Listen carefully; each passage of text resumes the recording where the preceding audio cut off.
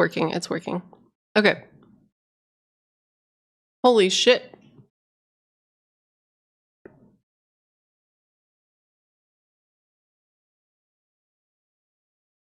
Yeah, I just needed a computer restart.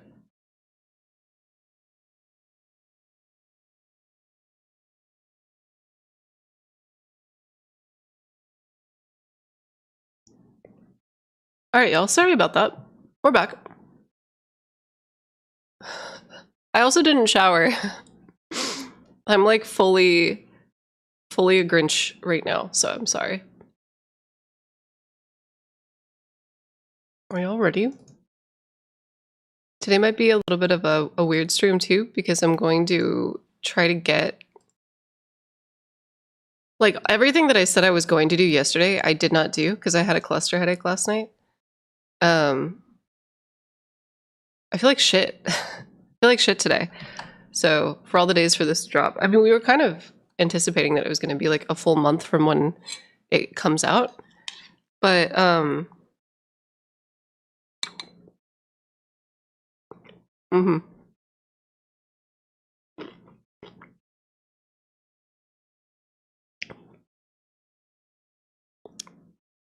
yeah, Baggy, Baghingi. I was asking I get those too. Yes, I get them around springtime and fall. And they put me out for like 3 to 4 hours at a time. But then like the after effects just feel like I'm kind of like hungover. People are asking what cereal I have. I have like oats. It's like it's like whole wheat oats with like granola. It's like the most like it's not delicious. Okay, let's just do it. Let's go. Am I gonna need to I'm gonna mute myself.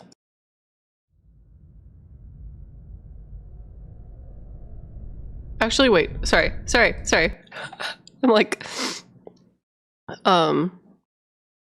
ruining the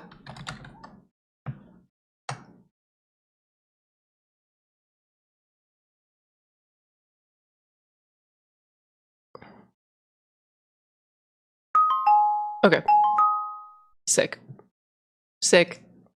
Cool. Mikula the Kind spoke of the beginning. The seduction and the betrayal.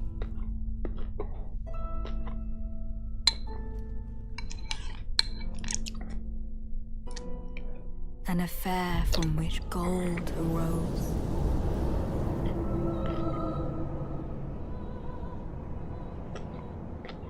And so too was Shadow born. What followed was a war unseen.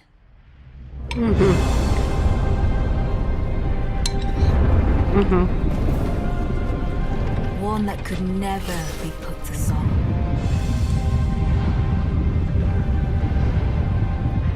A purge without grace or honor. The tyranny of Mesmer's flame.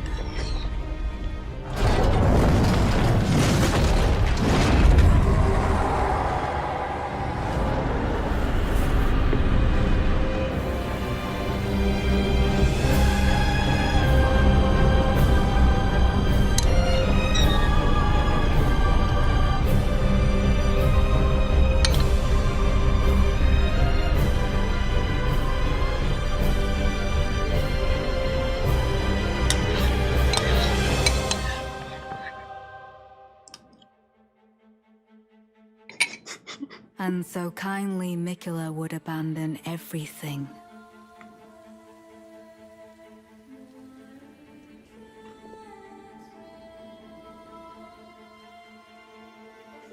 His golden flesh, his blinding strength,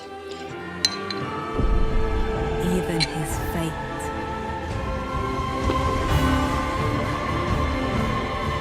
Oh my god, Saint Trina!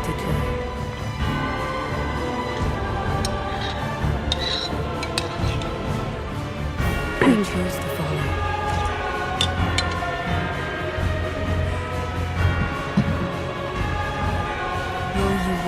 Okay, Sorry to pause. Am I muted? No, I'm not. Okay. In an interview, so I know that like some of these NPCs, we can like get all of their armor and get their ashes of war and their skills. Miyazaki did say that there were NPCs that were following Mikola. And that there are going to be NPCs in the DLC. So I'm assuming that these are those people. Walk with us.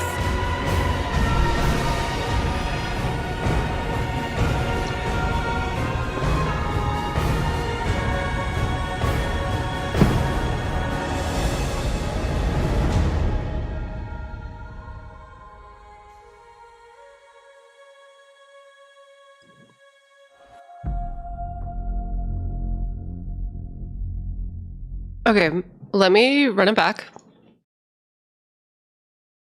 I'm gonna kind of like go on lower volume because I need to be able to talk like a psychopath. Hold on. Let me also see if any of y'all in the chat. I'm like...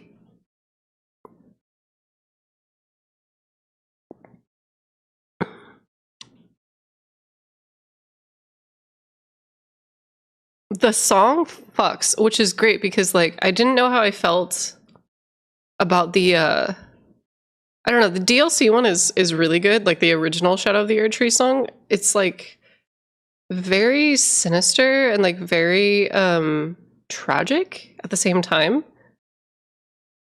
I want to get Marco on the channel, my opera boy.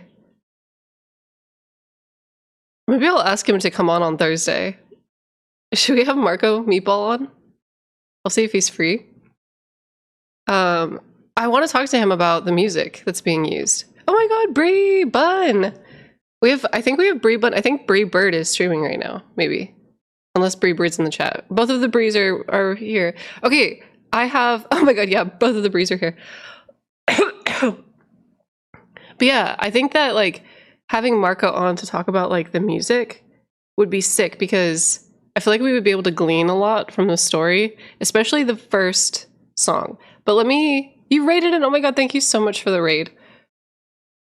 Okay, so let's go back and like rewatch this. Today's been really hard.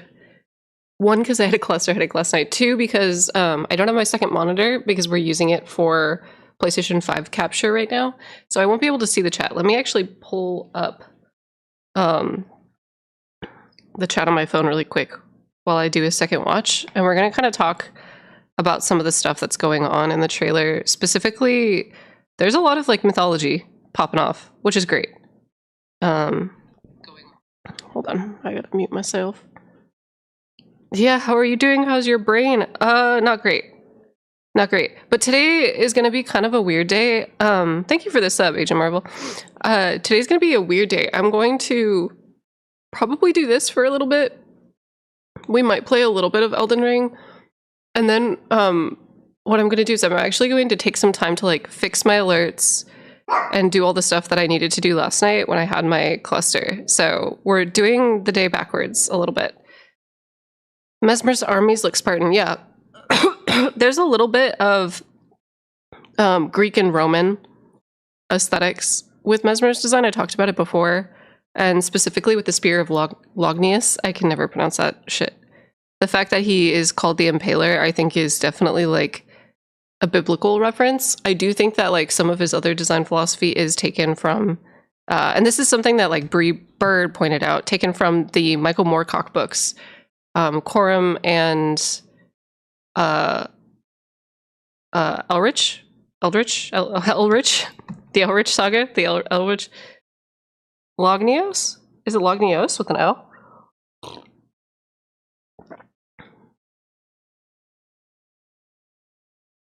But yeah, let me talk about what's going on here really quick. So let's watch this again. Mikola the Kind spoke of the beginning. The seduction. So this here, obviously we all know what this looks like. This looks like a giant genital, but the cloth itself, like the fabric, does kind of like I don't want to jump to conclusions and say this is the Gloam-eyed Queen because I know that I'm looking for her everywhere. This does look like Godskin aesthetics. It does kind of look like Godskin aesthetics, but I'm not. I feel like another thing that this evokes when I look at it is like almost like some of the birthing snake stuff, but this could be something wholly new. And I'm not quite sure. Trail. Let me see if there's a corpse in front of her when it's zoomed out. No, she walks away from it. Okay. So we don't quite know what it is. An affair from which gold arose.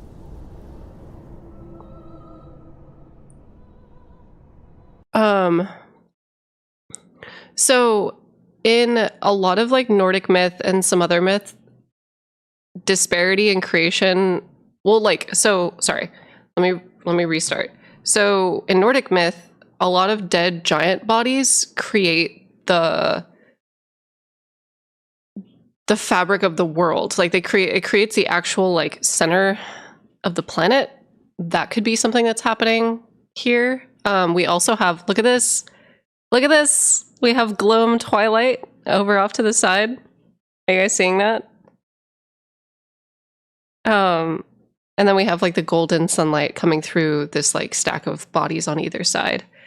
So I definitely think, I think that like there were some people that were in my chat who thought that maybe Marika was fighting back against an era that was like so in tune with death that she was fighting for life, and that that's why there wasn't ever like a question about balance, but rather more a question about like liberation, and that she was trying to like liberate her era. And that's why she did what she did. But then it fucks up. Right? That could be what's going on here. I also feel like we're evoking some feelings about the Blood Star when I look at this. And like the formless mother of blood. I just wonder. We do know for sure that this is Gloam over here. We've talked about the Gloam-eyed Queen before. And the color, the true color of Ghost Flame, the true color of death is this purple color. Melena's eye also falls into that. This also could be in reference to maybe like a dream or like a vision of the past too. I love it. The golden shadow. Yeah, the abolishing of death. Maybe this is the Erd tree without the golden illusion. Perhaps, yeah. It could be like all the bodies that make up the crucible, or like the, so we've talked about what I think like the crucible is. It's definitely like it's a big pot or like a big vessel where all things are kind of conjoined. And I talked about like how in previous Souls games, sometimes it takes the form of a tree, and the tree is kind of like the container for souls, or like the container for like just life. It's like the mixing pot of life. And before we had the creation, like the metaphor of creation was tied to kilns in Dark Souls. So we had like the kiln of the first flame, the kiln that Izalith tries to recreate the first flame in. She has a beehive kiln down in Izalith. So this could be that. This could be like the cradle of creation, or in this circumstance, it looks like the cradle of death. But it's super, super fucking interesting. Azure Phoenix said, okay, kind of crackpot theory. Moons are portals, like in like in Ronnie's ending. That's where we go to the DLC. If the veil over the shadow tree kind of looks like the portal sucking into the moon on Ronnie's ending. Ooh, I see. Well, I mean, I definitely think, given how the eclipse works in Elden Ring, because like souls are supposed to come out of the eclipse.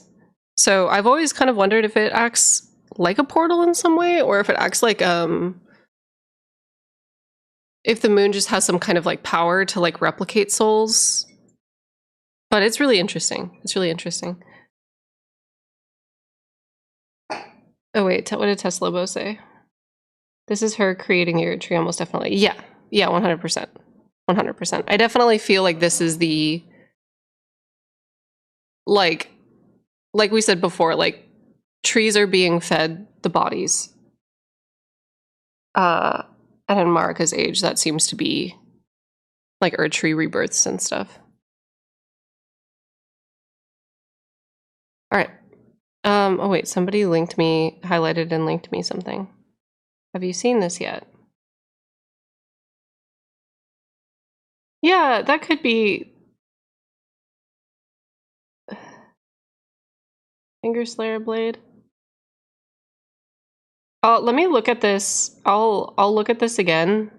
This seems to predate Godwin's death, though. Darce XP. This seems to predate that, which is why I'm a bit hesitant to see the two as being connected. Let me backtrack really quick. So this, whatever she's pulling from, Micula the Kind spoke of the beginning, is like pale flesh. This is white.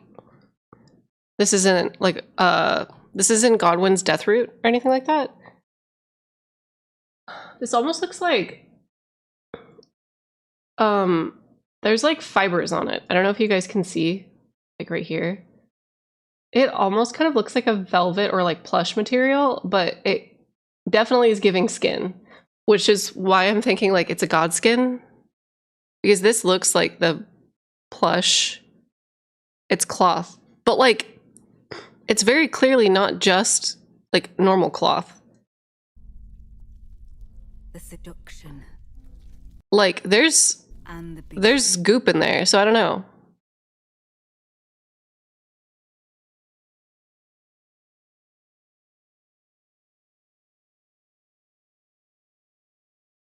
The swaddling cloth from the Godskins? Yeah.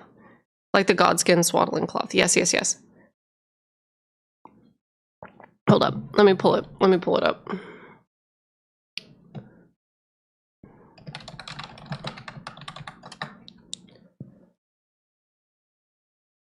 Like this a little bit, or like any of the Godskin attire. Like it's like this weird pale, like off color. It's like a pale fleshy color, but it's like stitched. So that could be it. I don't know. The Godskin stuff is a little bit shiny. It does have this looks like it has like a plush. It's not as shiny. So I don't know. This is Marika gaslighting, gatekeeping, and girl bossing her way to godhood. It's so true. When I'm saying skin, I'm saying more like it's almost like suede. It looks like suede to me. The goop is glowing. Oh yeah, the goop is like the golden fabrics of I mean, could it be the meteor?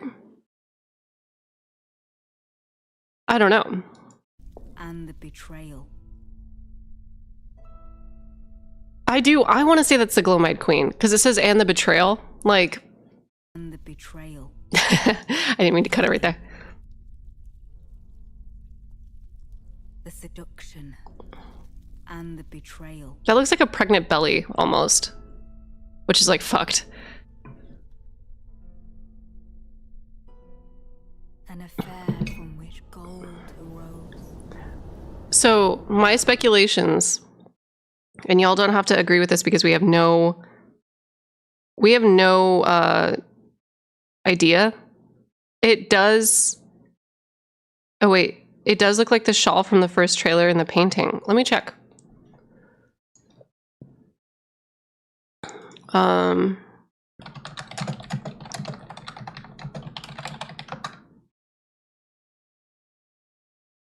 Do we have the painting? No, I'm gonna have to pull up the YouTube video. Okay, shit.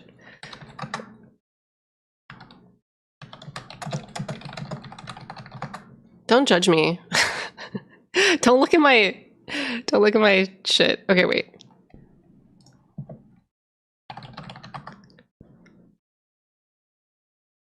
I don't want this one. I want the old one. There we go. Okay. Are you talking about this one? I guess, I mean, like, I guess it could be the color of the shawl.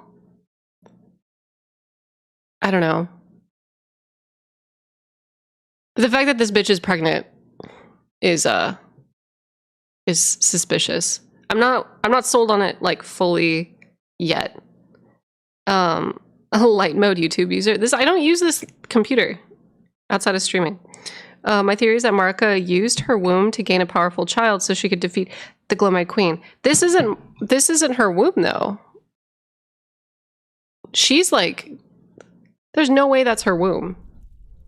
I think what she's doing is she just like murdered somebody and she's pulling something out of their stomach. That's the vibe I'm getting. The seduction and the betrayal. I just love that pose. Yes, girl, serve. She is giving mother for sure. She's like Fair from which gold arose. She's serving the runway for sure. It just sucks that we can't see the body that she just walked away from. I do think, and this is the Quelaag theory, you don't have to agree with this. I do think she just killed the Glowmite Queen, and I do think that she just tipped the balance. I think this because of the sky. We're seeing a gloam sky, and then we're seeing now her, like, ushering in this age of gold into what looks like the primordial version of the Erd Tree. And this tracks too when we've talked about like the Crucible, which is the Erd Tree in its primordial form. We've talked about the color of the previous Erd Tree, which is red, but then it turns to gold. The previous Erd Tree had like root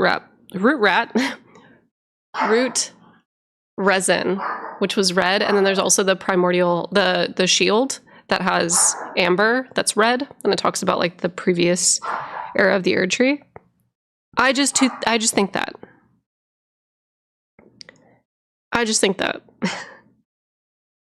Straight up, the pose she's striking is reminiscent of her rune. 100%. It's the home rune. It's the rune of abundance and life. For sure, for sure. All the gore and corpses look pretty skinned to me. Yeah, it could be. Hold on. So this could be the work of the like Godskin apostles. It does just look like gored skin.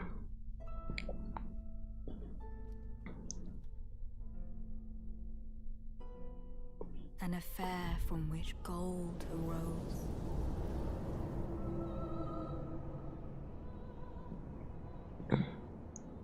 And so too was shadow born.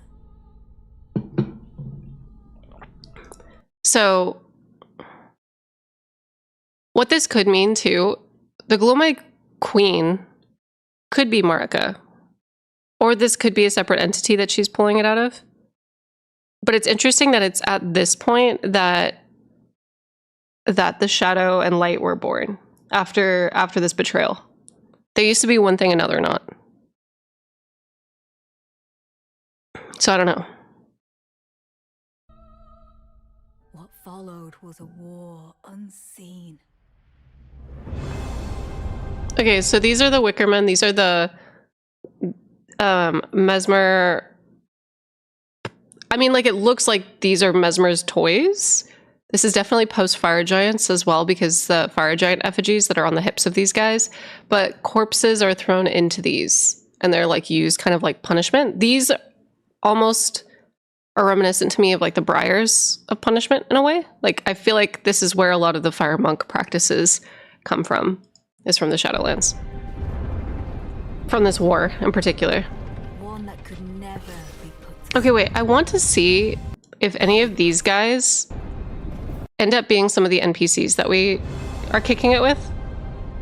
Well, let me just like download their armor into my brain. Okay. This armor is beautiful too. It's quite like, it's quite unique. One that could never be put to song. So we're seeing, oh, sorry. This helmet. Shit. Am I gonna fuck this up? This,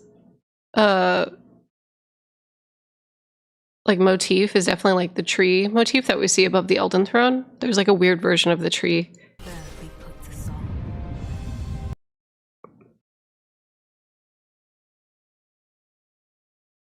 God, that armor looks so familiar. It's got like a droopy cloak in the back and then like some tassels that string down.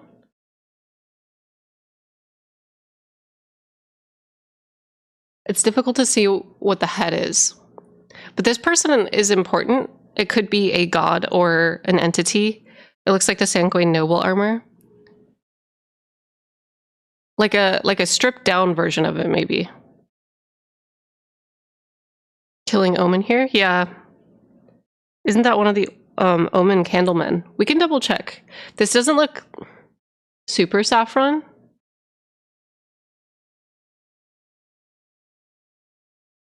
But it does look like a noble.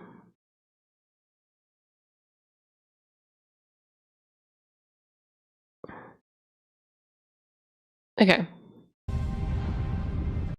Like this could be a horn right here. But I can't say for certain. A purge without grace or honor.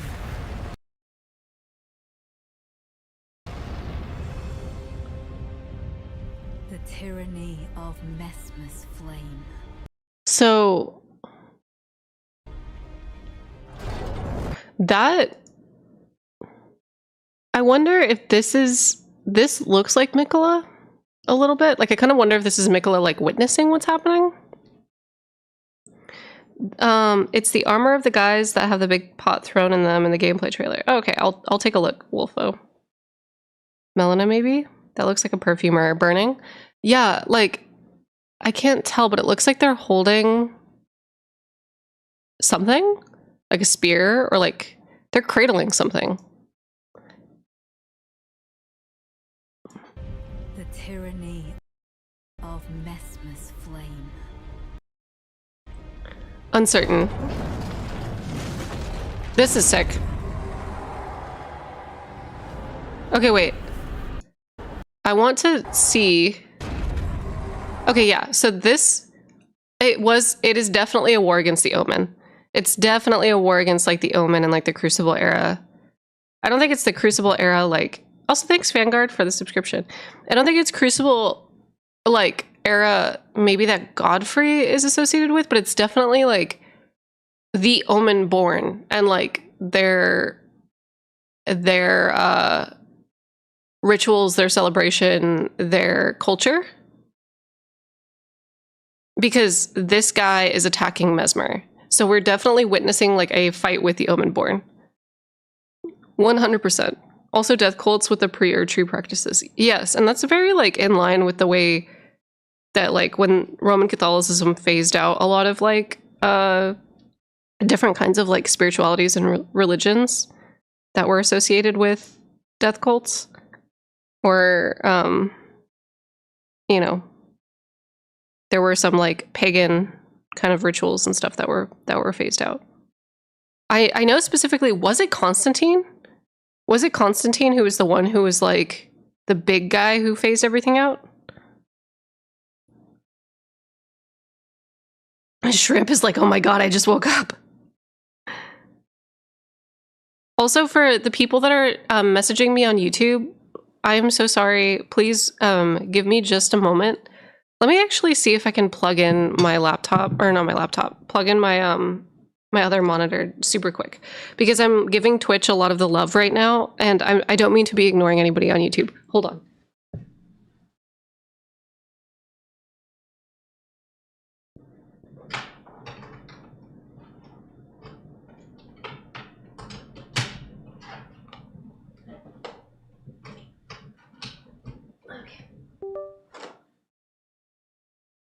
All right. I'm sorry, everybody. I'm sorry. I'm so sorry. I'm so sorry. Okay.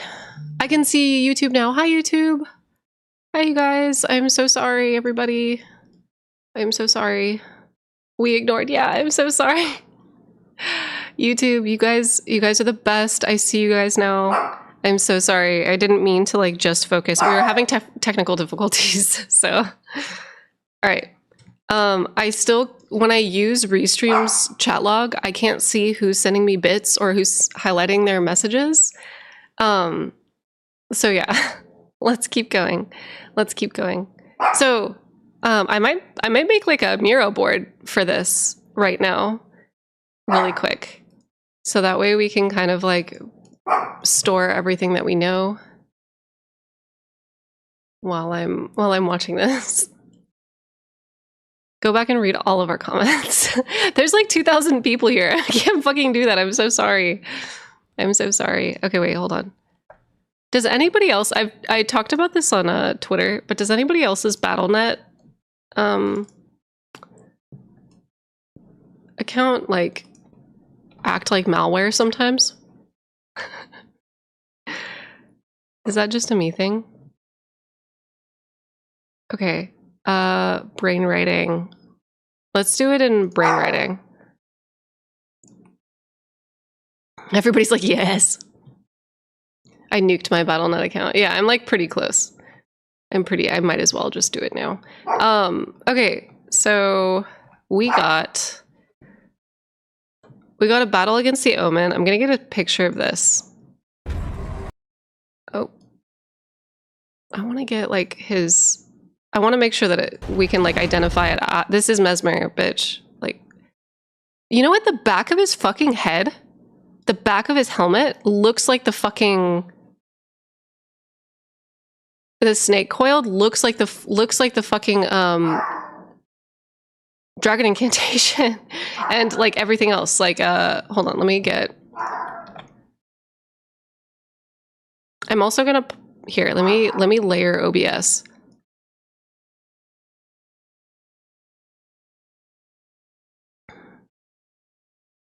Okay, we got our Miro board.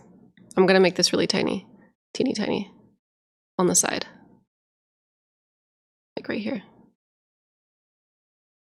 Yeah.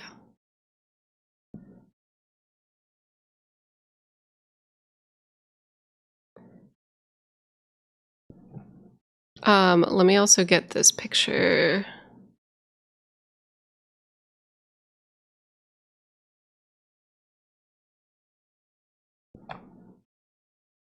Nope, that didn't work. Thanks, Discord, for making me look like a chump. There we go.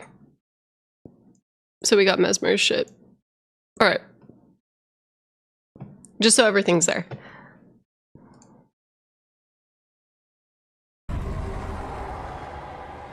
All right. Oh, let me get a picture of that man who's on the stairs.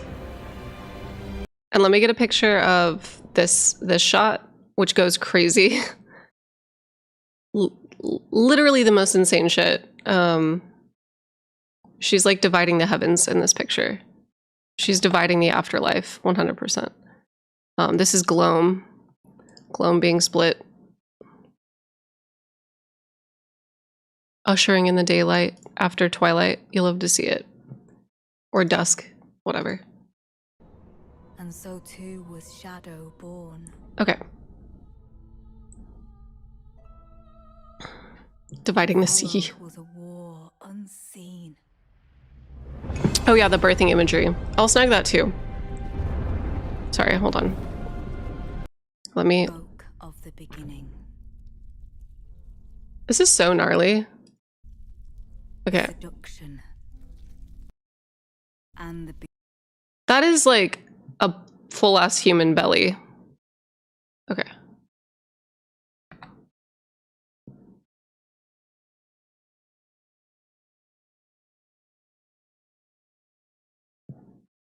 Miro board, yeah.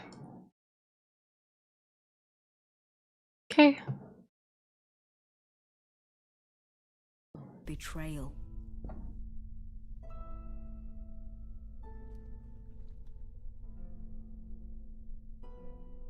An affair from which gold arose.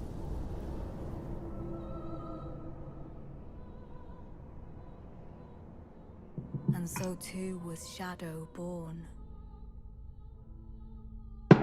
God, this makes the primordial imagery of the tree so much more like insane.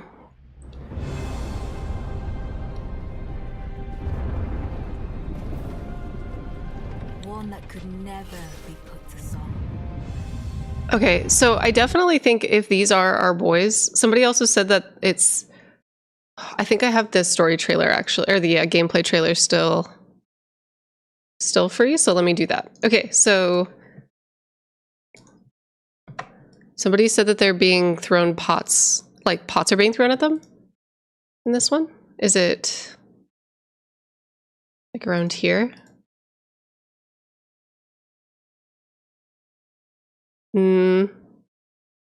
No, I don't think so. That's not them. There's these guys.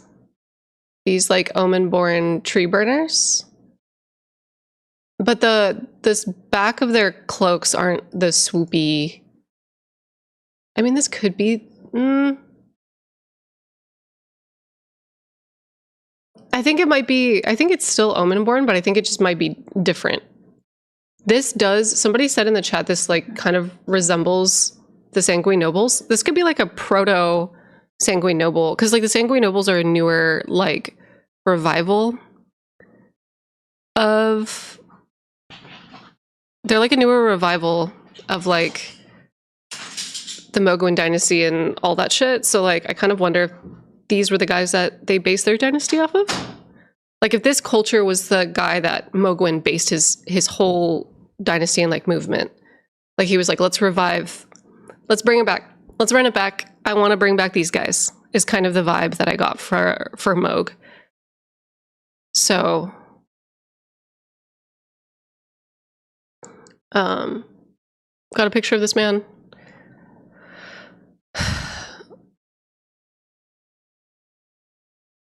The helmets look like the prisoner starting class helmet. I don't really see it. Are they missing an eye? I don't see it at all.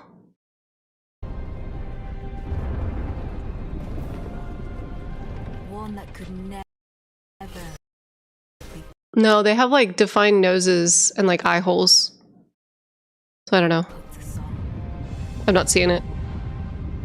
No, it's way different. They look like Roman centurion helmets. Yes, that is accurate. That is accurate and apt given the era of history that this is referencing. A purge without And also the tree imagery on the forehead. or honor.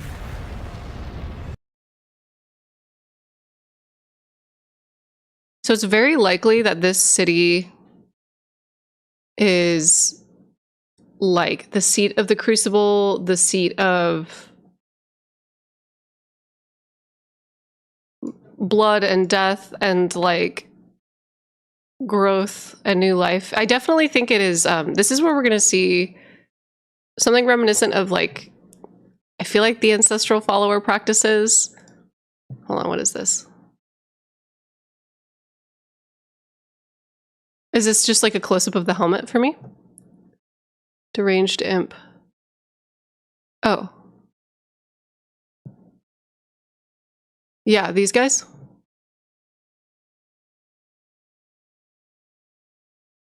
Yeah, these are definitely Roman. And it's really sick because, like I mentioned before, Roman soldiers,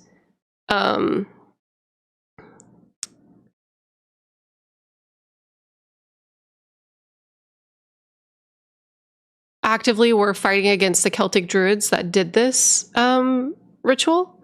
So it's cool to see it almost like the Roman soldiers have like co-opted it and like are now using it as briars of punishment almost. Like, look at all these bodies that are in here. It's crazy. Shit's insane. Okay, wait, someone on Reddit suggested the person in the fire cradling the thing might be Melina. Maybe. It's so hard to say. I don't really have like evidence for. Hold on, let's get a look at that person.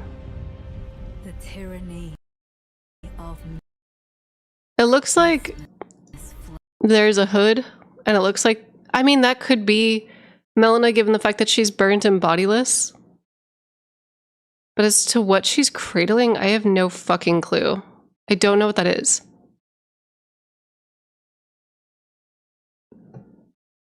Doubt it. I think it's a new character. It looks like a really tall individual. Coiled sword, yeah. Yeah, it's hard to say.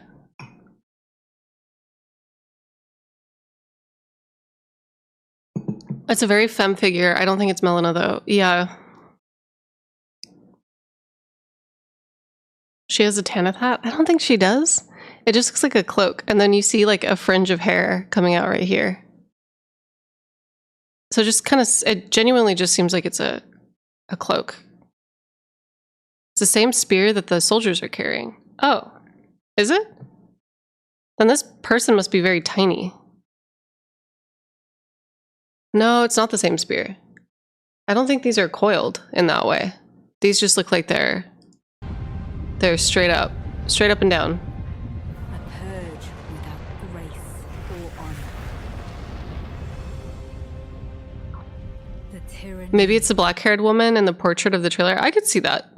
Well, I don't know. She's not pregnant. of Mesmer's flame. This looks like a very thin, very petite. Like the arms look so much like Mikola. Like a part of me wonders if this is Mikola just like browsing. But she's also on fire, so I don't know. I don't know. This is like very...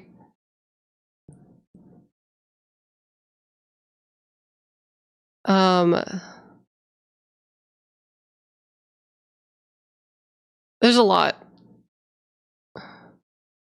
Gek sword similarity, kind of.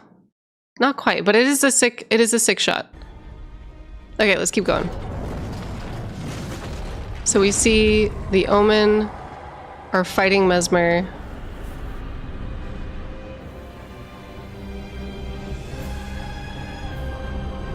Okay, this shot I really wanted to get like a good close zoom in on because I wanted to see if there was like a particular person or if it's like multiple people. It looks like it's one person. You can see feet. I don't know. What do y'all think? Yeah. He's just like shirtless in the background with coffee. I'm living my life. It's okay. You have to bring me your cup. Okay, I'll be right back. Hold on. Free tits. Alright, yeah, of course. I'm living my life, dude. I feel like this is like a folder of weird. I need to say something really fucking out of pocket when I hand it to you. Yeah. Oh my god. Okay. Take it back. Literally nobody cares. Everybody's like, Cooper, wow. My partner's like walking around shirtless and y'all are like, oh, Cooper. Here, hold on, let me get Cooper. Yeah.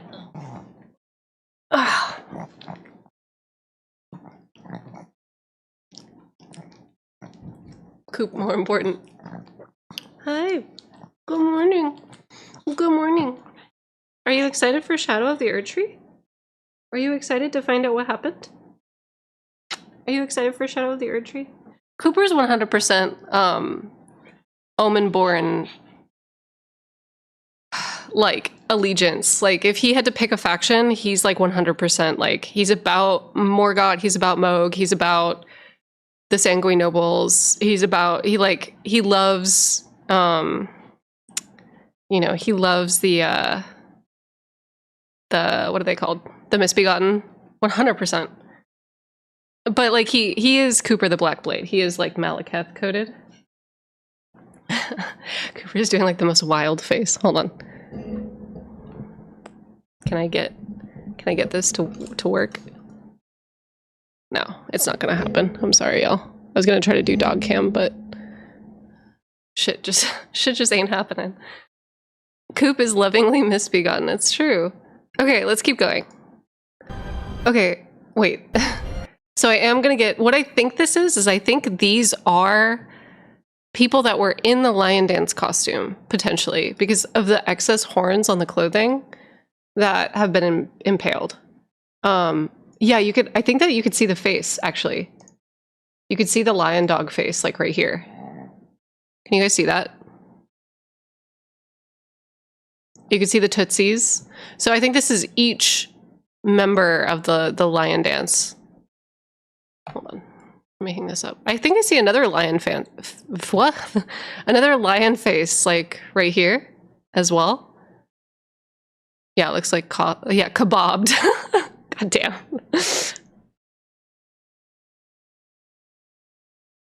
What's grabbing them? I think they've been impaled.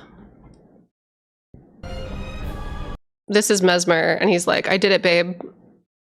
I did it. Fuck the Omen. I did it. No lion dancing allowed. Yeah. And this shot is so important. So this is the building that everybody was speculating leads to the Crucible. So a lot of people think that the Crucible is going to be in the building, potentially like catching the sap. Maybe. So,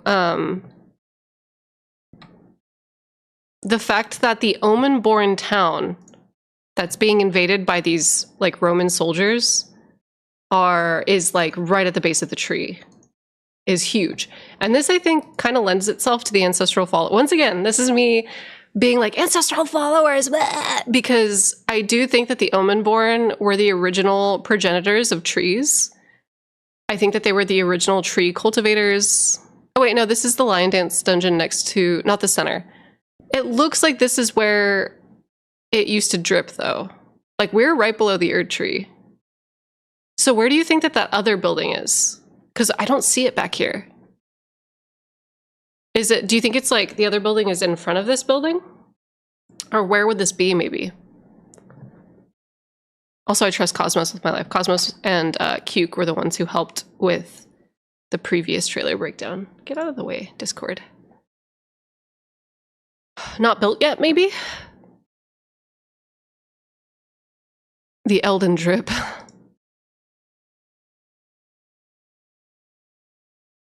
So, what is happening to the buildings? Are they being burnt to ash or what? Yeah, I'm uncertain. We used to think... Okay, we don't see it, but this is 100% the West Dungeon. Okay, I'll definitely pull it up, Cosmos. We'll pull up the... hold on. I think I actually have it on this mirror board. Let me move this shit. Where's the other trailer breakdown that I did? Is it this one over here? I think it might be. Okay, hold up. Yeah, okay. So, where's... Here we go. The West Dungeon. Are you talking about the one that's like over here? Cosmos?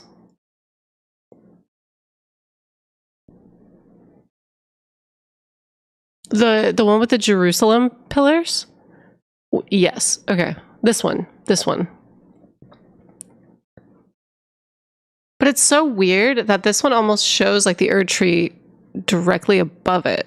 I do see what you're saying though, because it has the black deteriorating parts of it. Hold on, let me make sure that we get a better shot. Yeah, you're right. I think the castle walls look way more like that. That's really fascinating. Hold on. I don't see any of the spiral spires. Give me a sec, y'all. Sorry, I have to like do architect. Nope. It's in the lower part. You're so right. It's in the lower part. This shot right here is in this section. Because the walls. Here, let me show you guys. You're so right, Cosmos. Okay.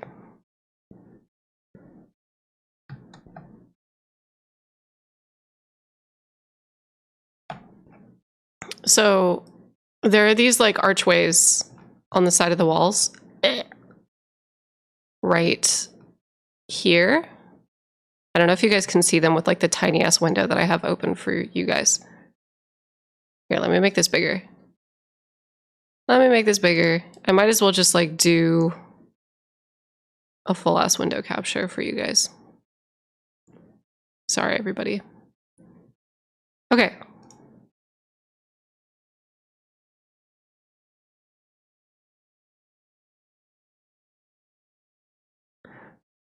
All right, so it's so hard. There's this wall right here. And like along the wall, so wall, castle wall, along the wall there are these like archways. This bloop. This wall is 100% this wall right here. They have the same archways. Same exact archways. They have the same exact indentations and like reliefs. So yeah, it's the lower wall. What's interesting though,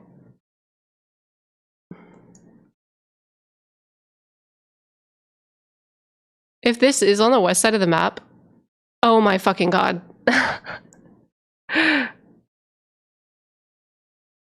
Cosmos, if this is on the west side of the map,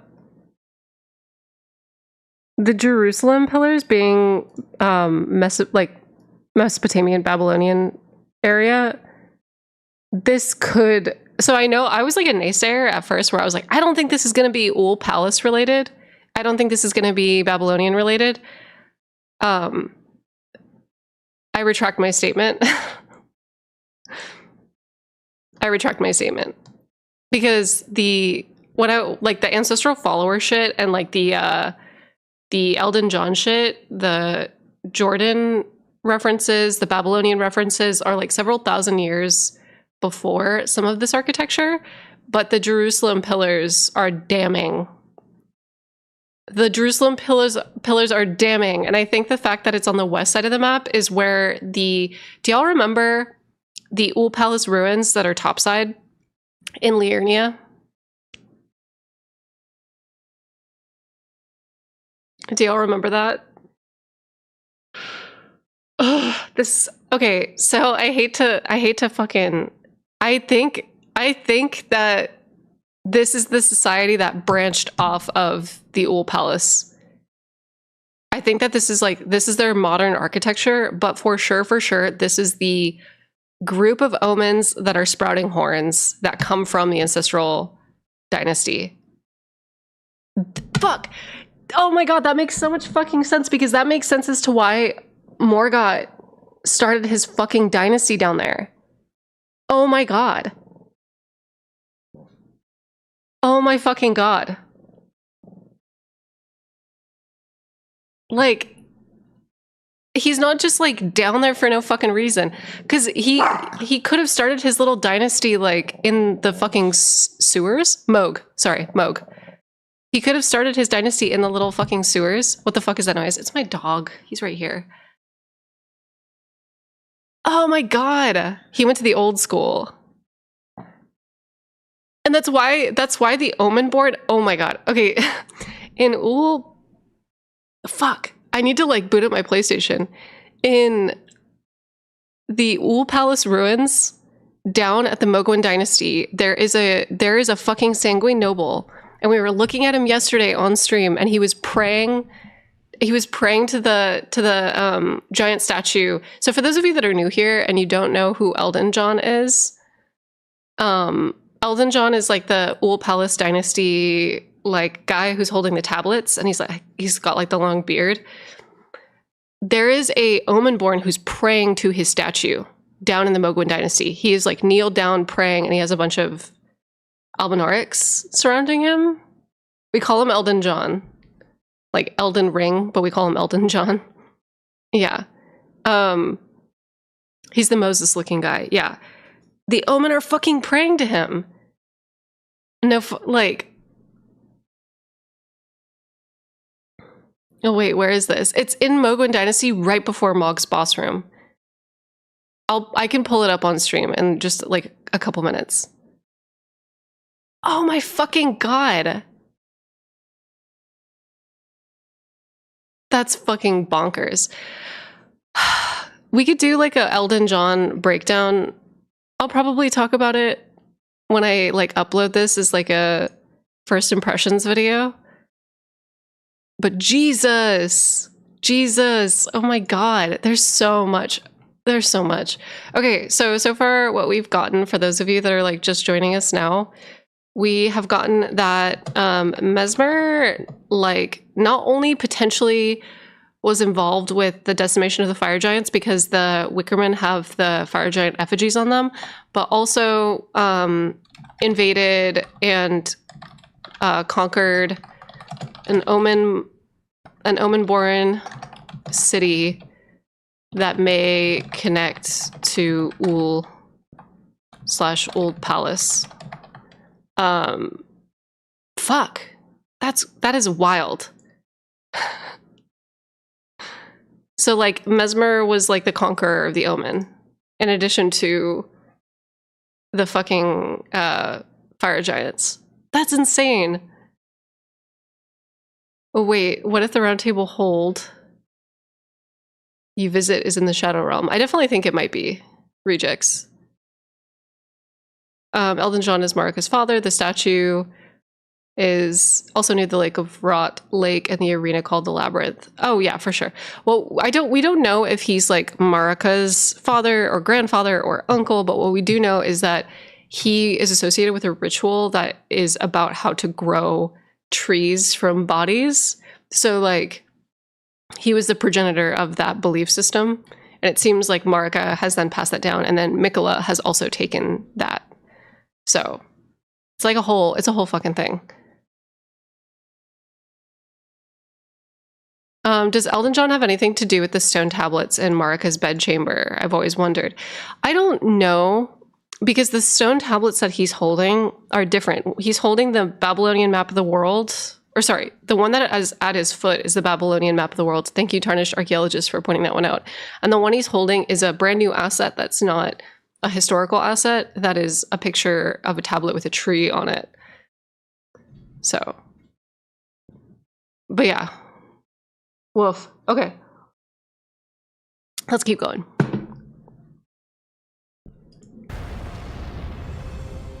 So would Mesmer represent King Gilgamesh? I think Mesmer definitely is like a conglomerate of like many of our characters of like fiction, high fantasy. We talked about Michael Moorcock's books and how he's like pulling from that. But I think historically he's supposed to represent almost like Constantine and the Crusades against pagan belief systems. But he also has the like I said before, he's outfitted with like a spear, which ties into like his Roman aesthetics because of the spear of Longinus. Longinus, I don't know how to say it.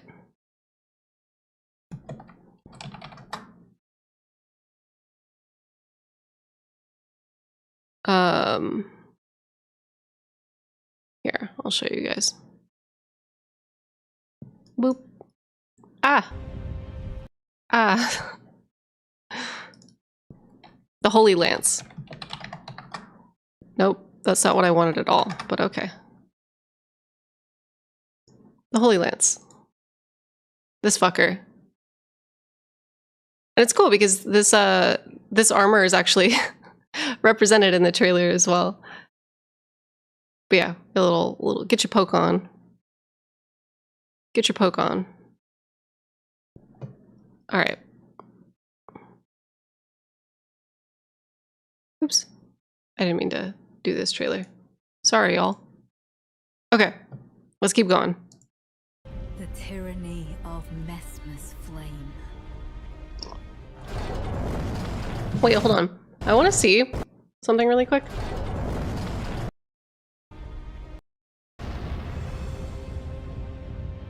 The tyranny of It kind of looks like there might be like a hilt.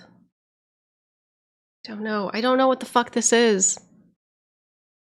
Why is she cradling it like a baby? That's like what I'm curious about. There's gonna be some kind of artifact. There's gonna be some artifact that we're gonna find. Mesmer's flame.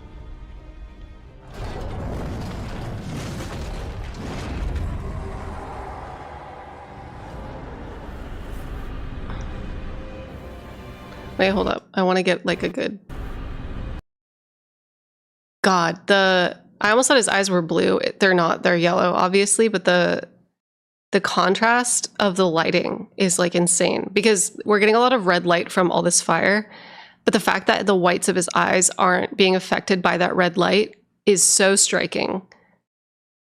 It's so like the art team popped off on this image right here.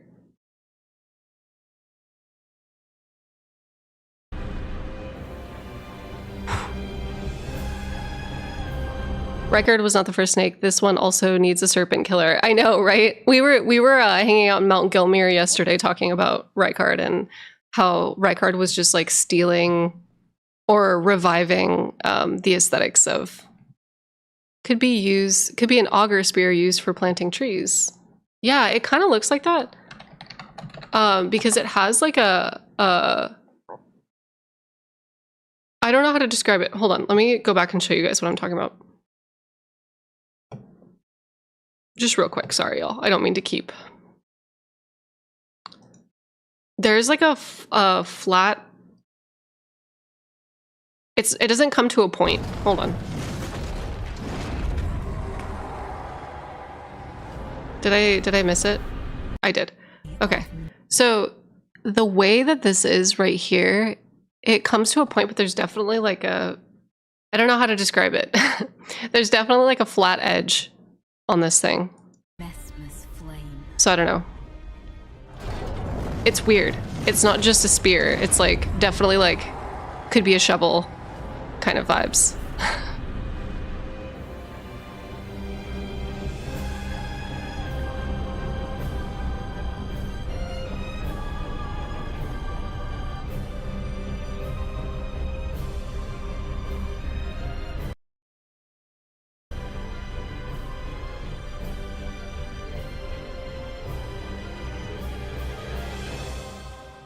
It looks like the Godskin peeler.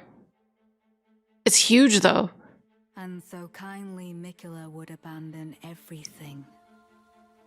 Okay, so this is just showing us, and this is awesome because I know that like Cosmos and Cuke and myself are probably, because we have more different angles of the orientations of the map, this is going to be able to help us understand where everything is located a little bit better. So I'm gonna probably, huge pillar to the left. Yes, this is the spire that we looked at before.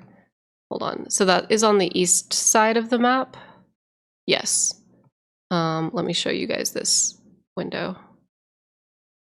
So this spire right here, although it looks like it's propped up. This one doesn't look, hold on. So this one right here doesn't look like it's propped up on a mountain or like a cliff face. That could just be like the art design. Whereas like this one right here on the left side definitely looks like it's propped up on like a weird little mountain. So I don't know. We'll see. It looks a bit like the scorpion stinger dagger. Oh my god, that's what it is. That was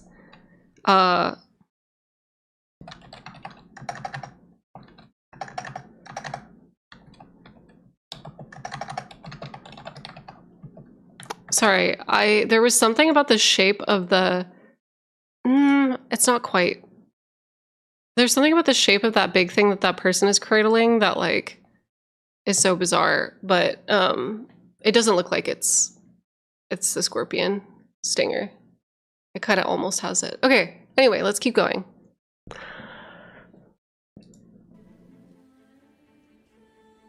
We got so in this like kind of night forest, we got some of the black stone ruins here on the left, which is cool. I love that and I'm excited about them.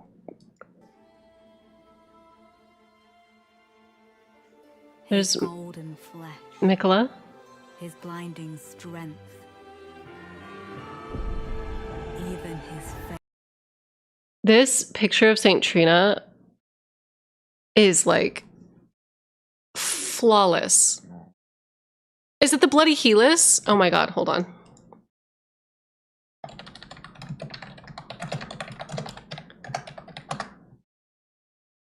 No. No, it's not quite. I don't think it is. It's like thicker than that. Ah, she's beautiful. Nascent butterfly, yes, yes.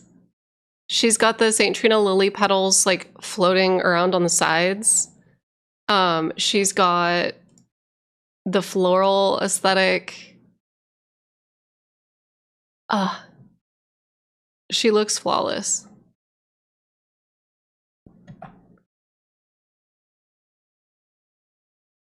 Okay, so I'm gonna put that.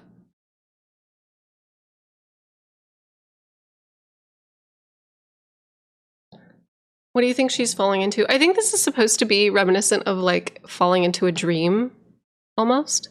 We don't see her eye or eyes. Yes, that's like fucking 100%. And 100% confirmed to be Miquella, although we already knew that, yes. Miquella's astral body, yes. And she's flawless. I love her. She's so beautiful.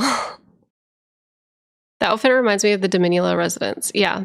She's got like midway sleeves that go like right here. Is that the same as the sleeves of the statue on Ferrum? Hold on, let me double check. I don't like think the statue on Ferrum is Miquella, but like I kind of wonder. Like we still have talked about how it could be.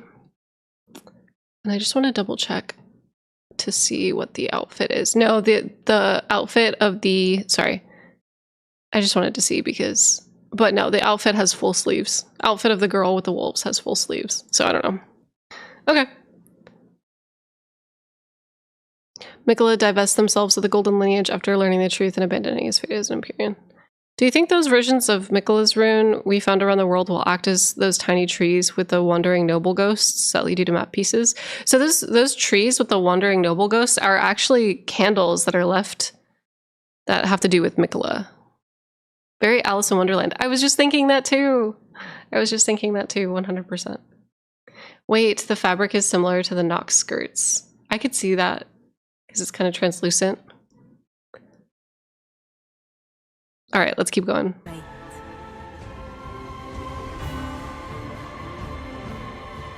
But we are not deterred.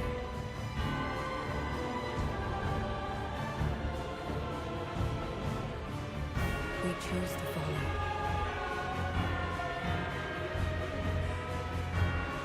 Okay, so this person looks like their back is facing the player character and their arms are crossed.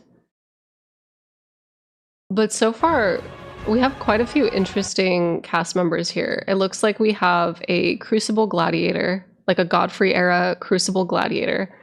We have somebody who's wearing this stone armor that almost is reminiscent of like the golems that we find around the lands between. So I kind of wonder if the golem smither has something to do with this man.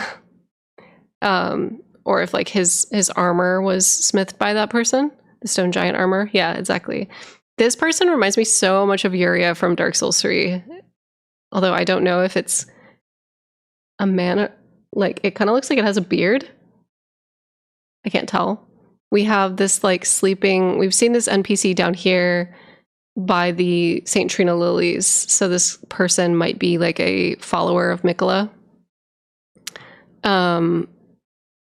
We have this martial artist, which I'm so excited to learn more about. And then we have this mysterious, they look like a mage. This person in the back over here. I kind of wonder if they're going to be Carrion, like related to the Carrion pieces of the storyline. And like, so far we haven't gotten too much Carrion representation in this trailer that I've noticed. The Cuckoo Church that like we've commonly seen in the other one didn't make an appearance in this one. So I kind of wonder what I wonder if the Carrion storyline is going to have to do with the inverted tower. Like maybe the Carrions found a way into the Shadowland with some of their experiments, but I'm curious to see how they're going to incorporate themselves into the story. And I think it's important that they do find a way to get the Carrions or mages involved in the story. Obviously, from a gameplay perspective, we need to have, like, when you're building out a game, you want to have every build kind of represented in new content. Like, everybody has to be represented. It would be like if they released a Monster Hunter expansion and then didn't put great swords in it. Do you know what I mean? Like, you always have to consider all different, like, classes that people like to play. So, no new sorceries. Did you see the Carrion photo released by... No. Oh, wait, yes, I did. It was just like another view of that same room. But okay, let's keep going. Is this place where lands were between all along? Yeah.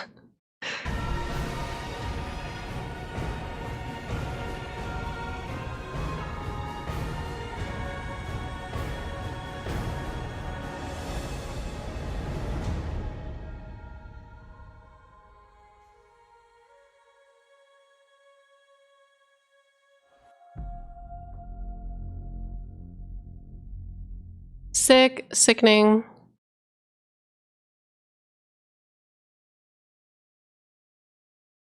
Wait, new screenshots? Yeah, there were a few new screenshots.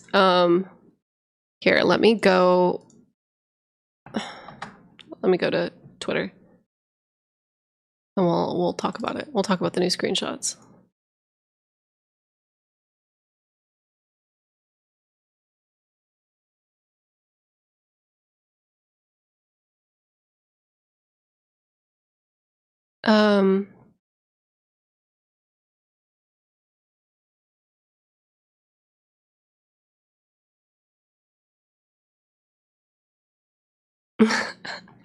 Everybody's being hella funny. All right, hold on. Everybody, hold on. So wait, what are we doing? We're looking at new screenshots. Okay.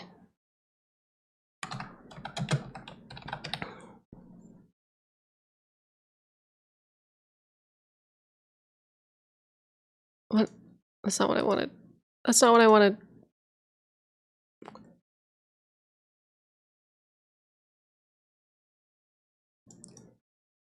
Okay. There was this character that we broke down yesterday. And I definitely think, given the conflict of the Omen that we just broke down, that this makes a lot more sense. This faction makes a lot of sense to me now. So for those of you that don't know, this guy, like if you missed our talk yesterday, this character, whether it's a boss or a mini boss or just another entity, is the same entity as hold up. They're the same entities as the one that was in the original trailer that we watched. Here.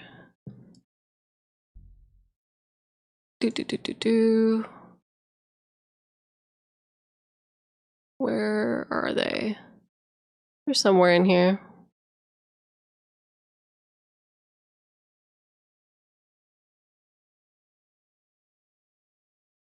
I don't remember where they're at.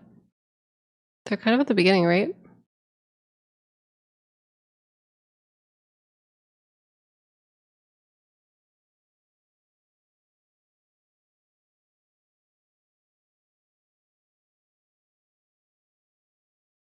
These guys.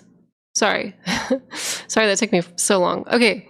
So these Omen-born, they have like Omen horns on the top of their head, but they're holding these little tiny candle trees. You can see it right here. And we talked about the candle tree shield earlier, but the candle trees that look like this, kind of like menorahs, are representing the first cardinal sin, which is the burning of the Erd tree. So there's this idea of this NPC, sorry, not this one. Let me go back to Twitter.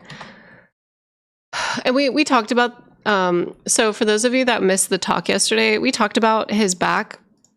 He doesn't have the curse mark on his back.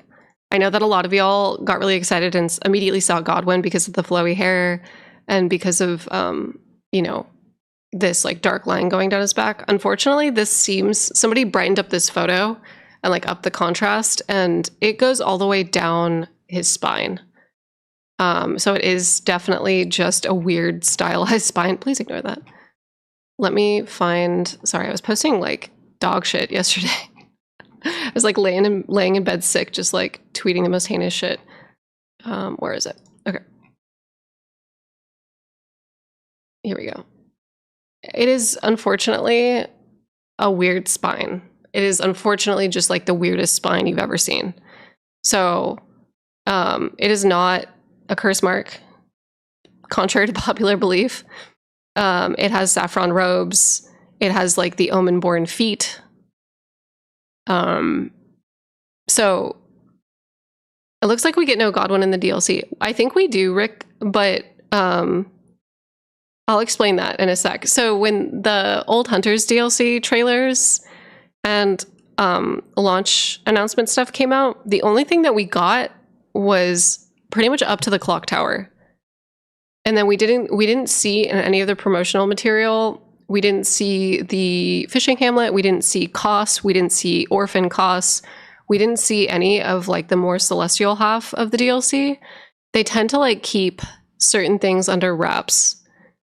So I think Mesmer is going to be, like I said before, the equivalent of like our Artorias of the Abyss, our Ulasil, and then whatever is going to be like the final like godlike encounter. So whether that's Mikola or Saint Trina or Godwyn or maybe like a new cosmic beast that we've never met, that's going to be like our Manus, that's going to be like our Orphan Koss, that's going to be like the DLCs always follow this trend of making like a cool humanoid like character, like flagship character that like everybody wants to cosplay, that is kind of like the mascot, and then we have like the weird fucking creatures towards the end of the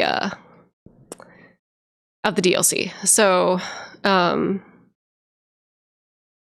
yeah, I want to marry Stinky Godwyn and become the Lord of Death.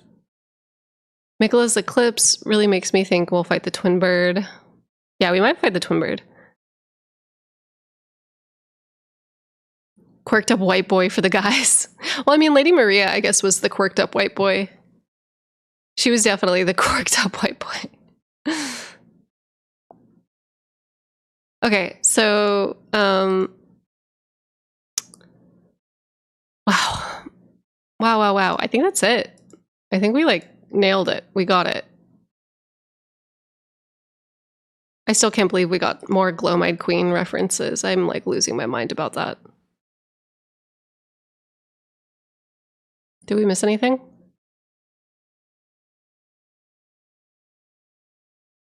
Oh, I don't think we did. Oh, yeah, here.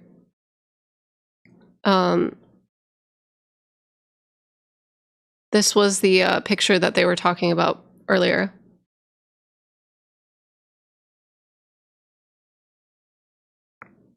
That was like a little spooky, a little interesting. But it's the same room. It's just a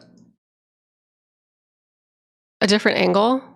But you can see like over here in the window, you can see what looks like a Guidance of Grace light kind of like trailing off. I don't know. It's bizarre that they released this picture because there's nothing really peculiar about it.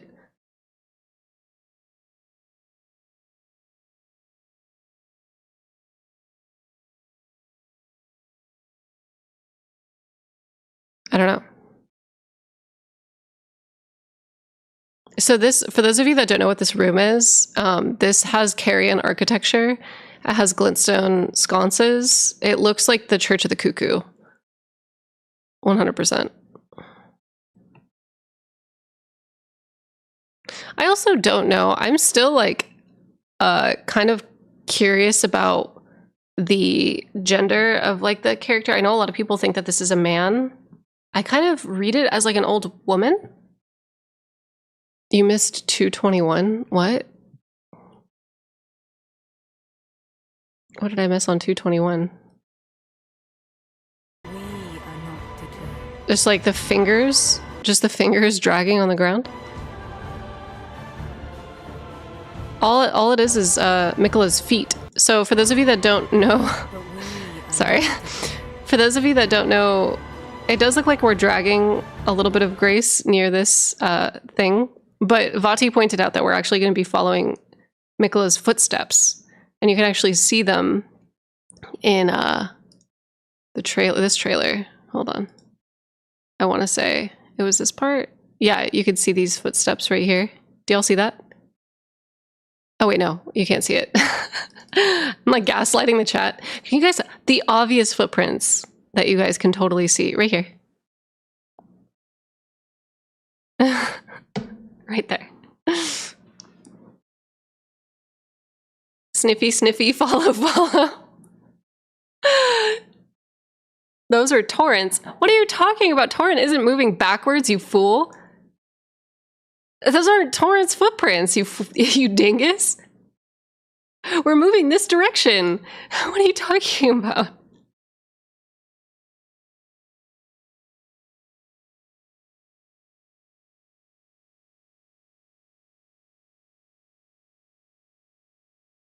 we're definitely like following like another. You fool! Torrent be moonwalking. Mikola is Torrent. No, I mean like they ain't shaped human. So for those of you that are like wondering why those are like Torrent's hoof prints. Mikola, okay, I can't even find it. Mikola's riding Torrent through the land of shadow, y'all. We're literally following like Mikola. Mikola is not Torrent. Stop that. Stop that. Torrent, I almost said piloted Mikola. Stop. Torrent took Mikola through the Shadowlands, you guys.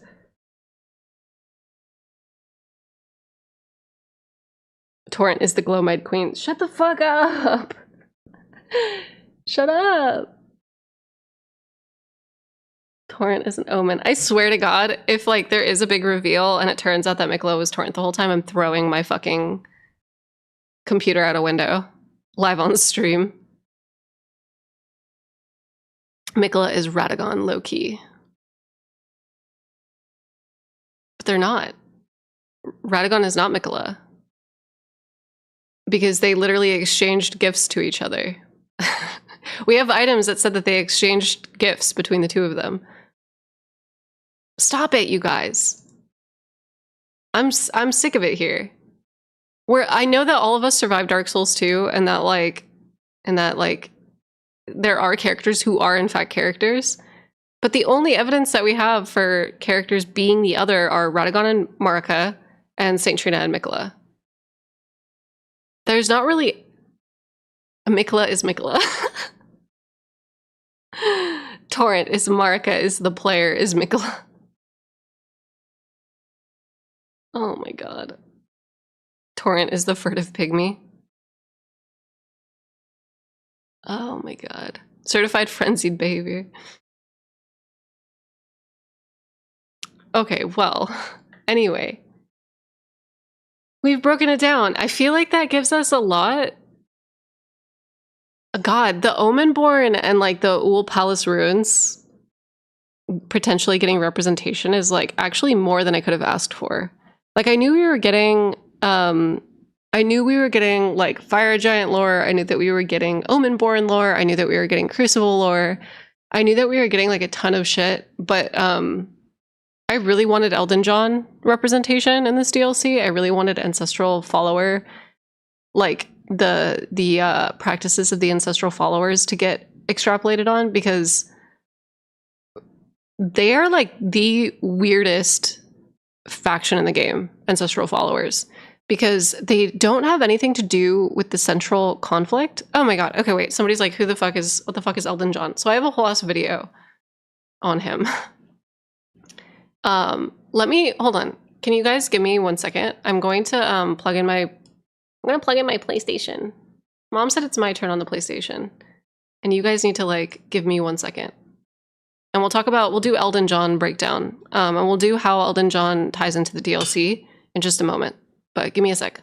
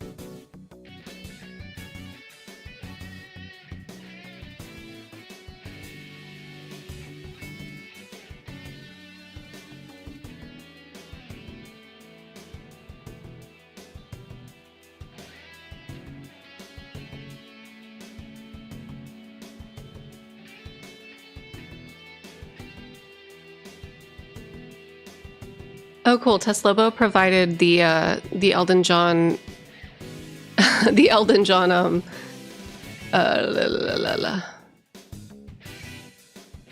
thing. Okay, wait.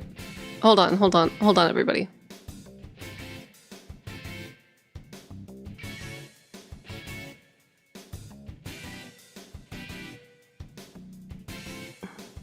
I also have a breakdown video for anybody interested.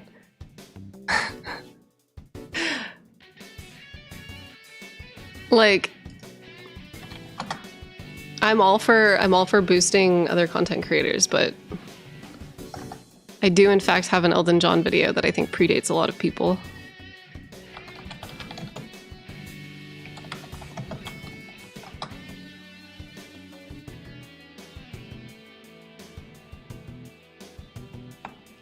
Here, hold on.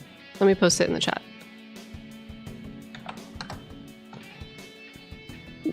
Save that for later. Save that video for later if you want to hear me scream like a psychopath.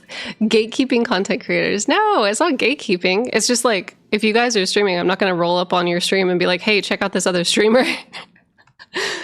It's just etiquette, babes. That's just etiquette. And no shade against anybody else, because I've definitely like cited Zeostorm and other people before. I'm accurate, Rashad. So, suck it. Okay, I'll be right back. Hold on.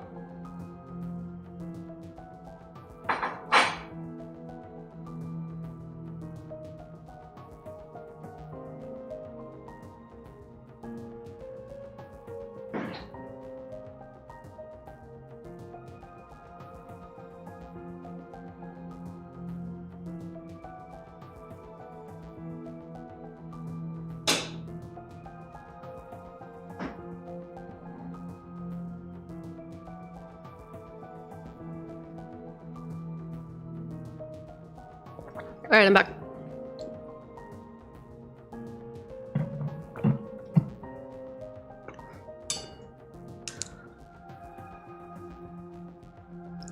Quaylog with the confidence. Okay, because I'm tired of it, y'all. I get treated like dog shit in this community. And that's the tea. All right, hold on. Let me pop open this.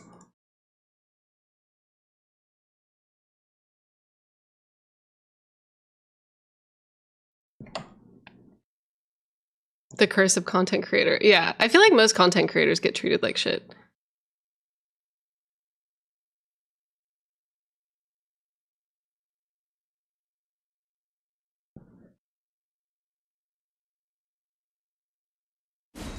Treated bad, but you almost always gotta be right. Wait. Treated bad because... Wait, what?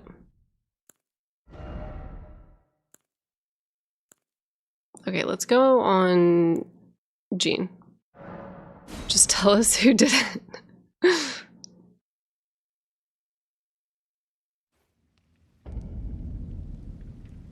feel like everybody gets treated bad online.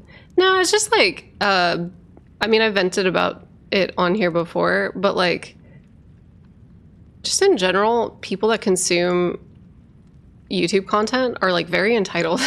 Not you guys, the general public. The general public, like, will straight up think, because remember when I made that post where I was like, don't be fucking racist or transphobic? It's not that hard. Don't be like a dipshit.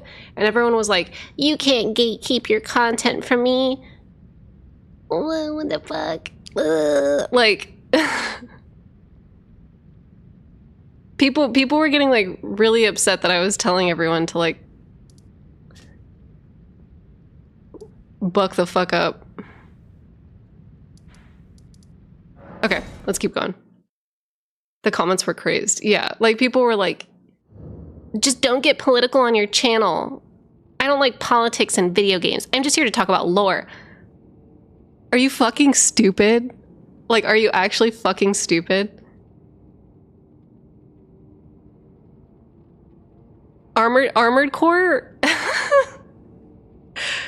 Armored Core, like, explicitly references the Vietnam War and, like, capitalism. Like, what the fuck are you talking about? What the fuck are you talking about? Okay, anyway, here. So right here, when we were talking about the DLC trailer, we were talking about how there was that area of the DLC that looks like it's an Omen city that's getting blown up by Mesmer. And I was talking about how, like, it definitely seems like, given the fact that it's on the west side of the map, when Cosmos and I were talking about it, that the Ul Palace ruins stretch from, like, all the way over here to all the way up to Liurnia. And there are surface level Ul Palace ruins, specifically the ruined labyrinth. Site of Grace, I almost said Archstone.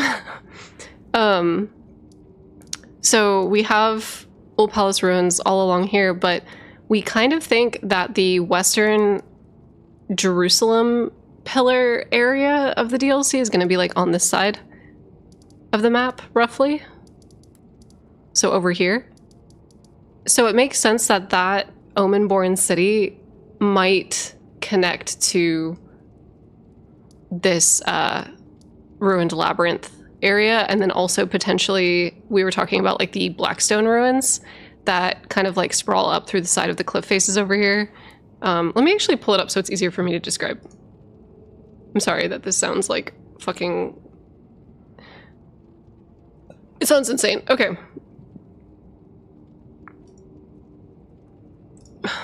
Let me get this all set up. Okay, so where is it? When we were talking about this area, this one would potentially be on the western side of the map. So over by here. Hold on. So this guy. Wow. Wow. Is going to be probably somewhere over here. That's like huge. It's going to probably be somewhere over here. These Blackstone ruins. Sorry, I am making a heart. I don't know. These Blackstone ruins right here are probably going to be... Oh shit, my football commentary is like falling apart. These guys are going to be right here, probably. So we're like right here. More, I'm trying to stay in the little like circle of the Divine Towers. So Jerusalem Tower here, Blackstone ruins here, right? You following? Does this make sense?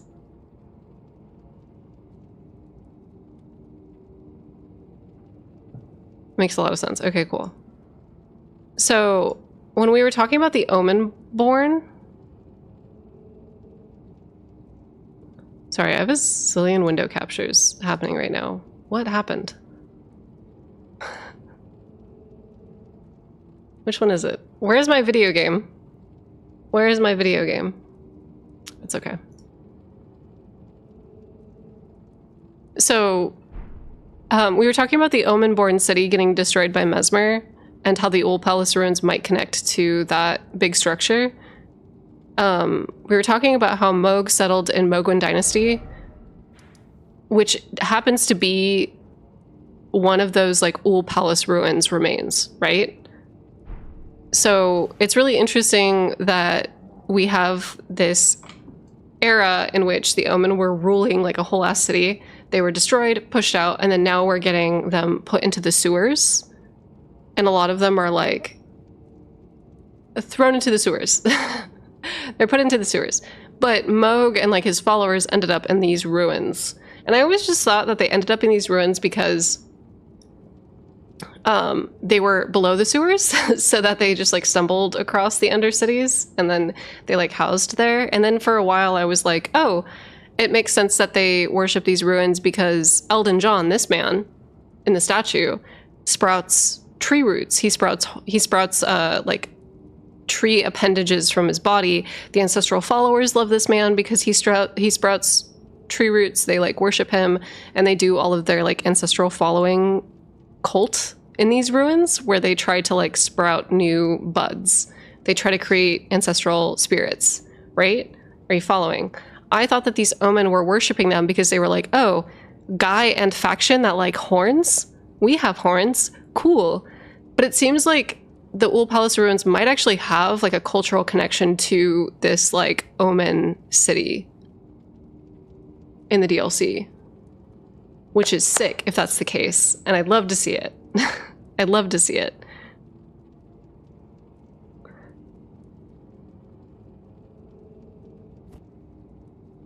Is there anything in the lore that's actually by chance?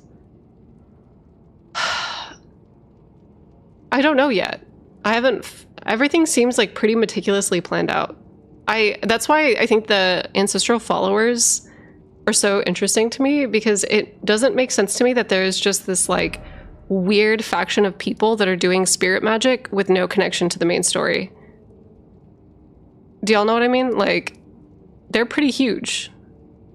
And they also, I know that there was like variants of them that used to exist in the Lake of Rot. Isn't there like a couple over here? But I think there was like an ancestral spirit originally. I don't know. There's a lot. So, yeah, hold on. Let's go to the ruined labyrinth. I feel like this area is so fascinating to me for a couple different reasons. All the ancestral followers that worship Elden John in the purview of the Erd Tree. So like, hold on, let me actually take a step back and explain some stuff to y'all. So if you read the ancestral following ashes, it says, the spirit of the horned folk who eschew letters and metalworking, brawny, versed in distinctive spiritual arts, this particular tribesman wields a heavy bow. So they avoid letters, they avoid metalworking, they avoid things that like otherwise could potentially like taint their spiritual practices, because the Elden Ring is quite literally a letter made out of metal. It's like golden spiritual letters. So there's also this like theme of like letterworking and blacksmithy that is like very advent of recorded law, advent of like recorded religion and spirituality. And it started in Sumer, which is like what the Ul Palace represents. So there's like definitely this advent of history and culture that both George R. R. Martin and Miyazaki are like, this was when things changed. And I would definitely agree. Like, sociology-wise, language and metalworking, like, really did change. Those were like the huge tech booms, the first big tech booms that kind of changed our trajectory as like a species. But these guys, what's really interesting is that because they're above ground, and I don't actually know why this is. Oh my god. I don't know why this is, but the ones that are above ground that exist in the Erd Tree's light don't glow blue. And the ones that are below ground are like translucent and glow blue. And when you check out like the Regal Ancestral Follower horn, it talks about that those who experience sprouting and are exposed, I don't know, there's like this whole thing about like being exposed to like the spiritual waters of the Undercities. Not all the ones underground glow blue. Yeah, some of them do. Some of them do. But it's just weird, Teslobo, that we don't see any blue glowing ones topside.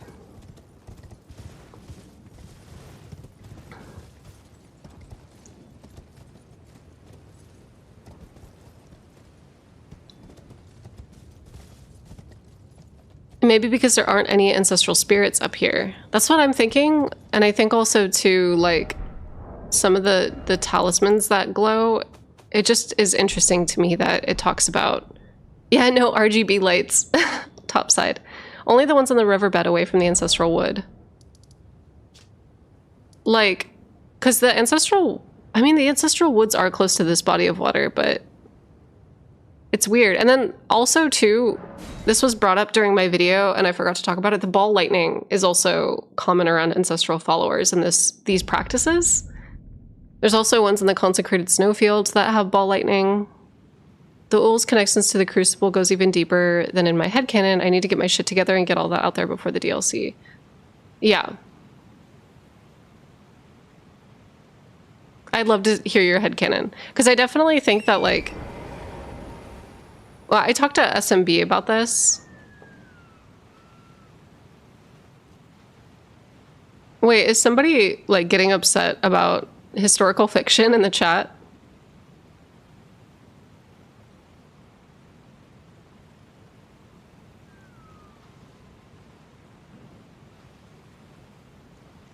I missed it. Mods.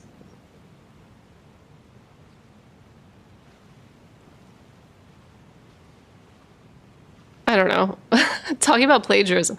Yeah, like it's not. So there's a whole genre. For those of you that are like, for those of you that are unfamiliar with how writing works, there's a whole genre like called historical fiction.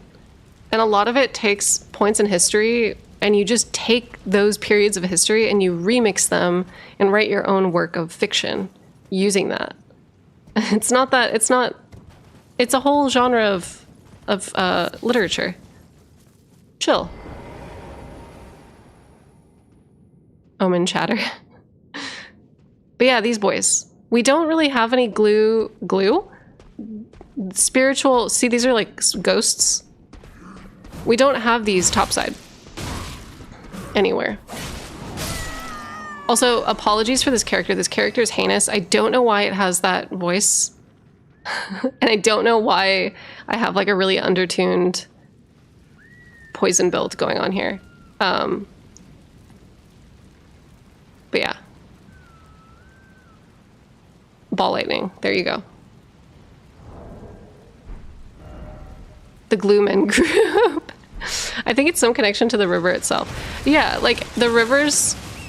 So the river itself and like the water are made from like the souls of the dead, or made from spirits, because there's a whole bit of lore about how they do Deathrite Bird rituals using the Great Horn Axe to like kill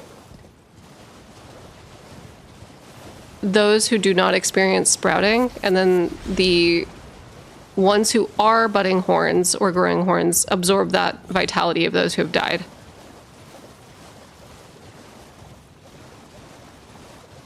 So we have this whole like theme of like soul dew that ties into Nordic mythology. It's cool. The glue-eyed queen? Is that why Melina has a closed eye? Is it glued?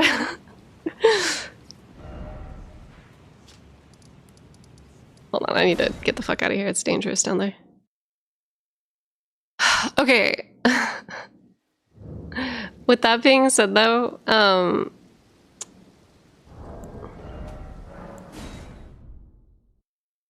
those who don't experience sprouting, is that referring to non-Omen? Yes, it's like referring to non-Omen or like yeah, yes.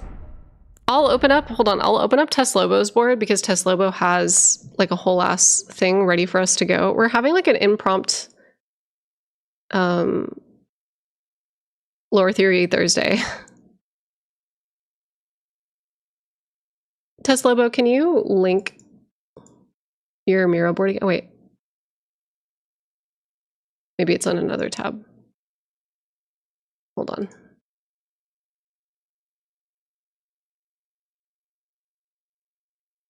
Yeah, can you link your Miro board again? Thank you. So for those of you that are unfamiliar with Lore Theory Thursday here on this channel, what we do is we open up fan theories that all of us have come up with, and we just kind of like go over them together. A lot of us use Miro, which is a visual software that is free and it's browser based, and you can have up to 3 boards with the free version of it. But I want to also Lore Theory Tuesday. Where's Burpo? Burpo's retired. I know, everybody's so fucking upset.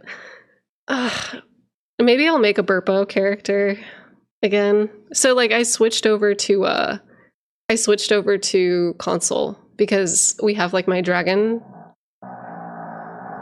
Big Cooper snore. Holy shit. We can make Burpo happen. Okay, so this is Tess Lobo's. I also have a video, like I mentioned, but I do want to make sure that I like amplify people within my community. So I have a video on Elden John that I linked earlier. And then also Little Church Lore has a lot of really great stuff. Tarnished Archaeologist has a lot of really great stuff regarding like the historical aspects of the game. So a lot of like the real world history that's being referenced in the game, the real world artifacts, I think is quite cool. I know that there is like a lot of people who have come to my channel and have said that they don't necessarily dig Tarnished because they feel like Tarnished focuses too much on the historical references and not what if it's Cooper farts, but she pretends it snores? What if I'm farting and I'm pretending it's Cooper snore? Okay, anyway.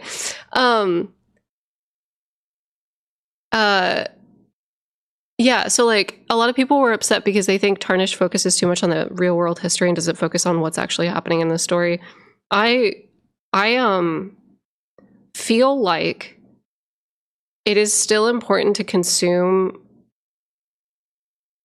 his work because despite how he's interpreting the in-game text, the shit that he clocks archaeologically is very important and is topical. Yeah, Tarnished Archaeologist is very much one lens to look at through the game and it goes really deep into it. And I 100% I'm like about it. I love his perspective. I think it's incredibly important. I think that like even if he misses some stuff with like the in-game lore, his historical deep dives more than make up for it. And I can't emphasize his channel enough. I can't. Hawkshaw is also fantastic. Tim Diggity we had on the stream last time when we were talking about Tim Diggity's theory. Awesome. Little Church Lore in the chat has like these amazing Twitter threads. Hold on, let me show you guys. But I just want to like amplify more people in the community. Also, Emily is the pants. Emily Pants in the chat also pops off with lore sometimes. Hold on, let me go. What was I looking up? I was looking up, please help. Oh my God. We're looking up Little Church Lore.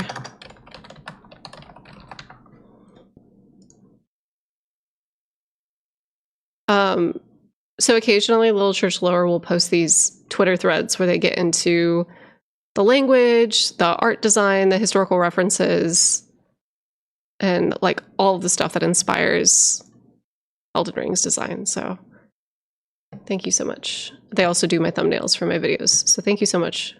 Everybody fucking rocks over here. I love it.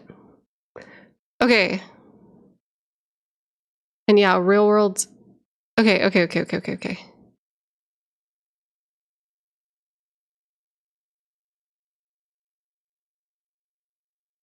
So the old dynasty, I'm just gonna go through this really quick. It's barely mentioned, would appear to have extensive influence on the lands between. Now in the ruins, a core part of the mystery of the Ool is deciphering how they met the fate that they did, as well as what they were doing prior to the collapse. This mystery is very important due to the fact that Ool is poised as a progenitor of almost, if not all, human factions in Elden Ring, and stands as the thematic seedbed for the entire world. So the denizens of Ool. Even in the ruins, Ool is home for a handful of unique enemies found almost nowhere else. One element that pervades the majority of these enemies is that they deal magic damage and that their items have a tendency to scale with intelligence. Yeah, I would say intelligence and arcane specifically, but yeah, intelligence mostly. So we have the Claymen, which we talked about. We talked about both the Nordic mythology behind them, but we also talked about the Babylonian purification myths that have to do with the soap item in the game on this channel. So they look for lost oracles within their magic bubbles. This oracle reference is in reference to the Babylonian side of things where the purification rituals had to do with like celestial rituals. Like, so yeah, it is what it sounds. And then it also has to do with like the Nordic rituals. There were oracles that lived beneath the Yggdrasil along the river wells, like along the shore. And Odin threw his eye into the river to like try to intuit what the Norns were up to and the Norns' wisdom and their intelligence and his fate. And so the fact that we have these like oracle type entities that exist on the bed of the river is very like one-to-one with Nordic mythology as well as like Babylonian mythology. But I can go into that later.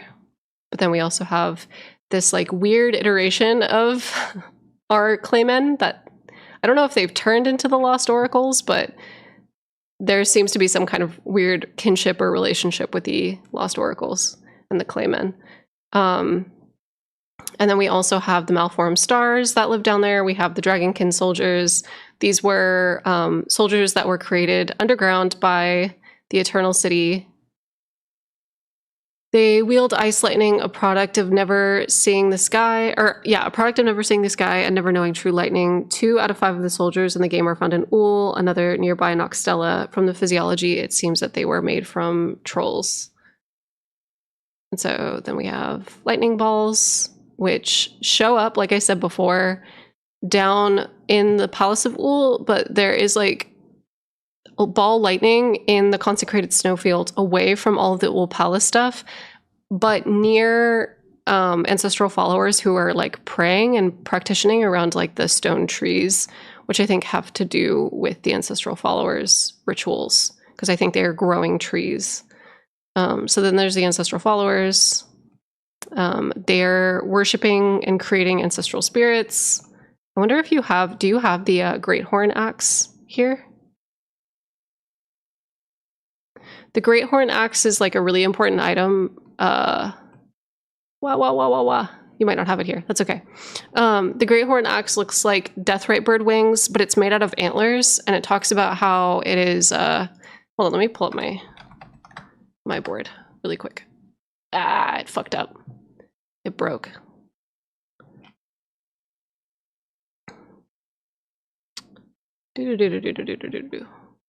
I talked about this in my Mikola video recently.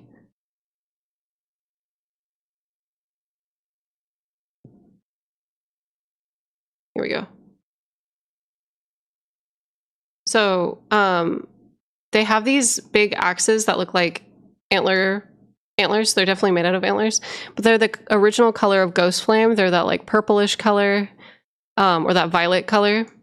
And they look like deathrite bird wings. It says the ancestral spirit worshipping faith, these are considered the envoy's wings, which are made to reap the lives of beings that experience no sprouting. So anytime that there was like an herbivore or like a creature that doesn't have horns, they would then be sacrificed to beings that were budding horns. So that's that on that. That's what that's about. So let me get back to this. So the ancestral followers are engaging in these rituals where there are beings within their group that are budding horns. They'll do sacrifices, and they'll give that like spiritual energy to that person who's budding horns, and then that person will eventually become an ancestral spirit. Or it could also be like a creature that is budding horns.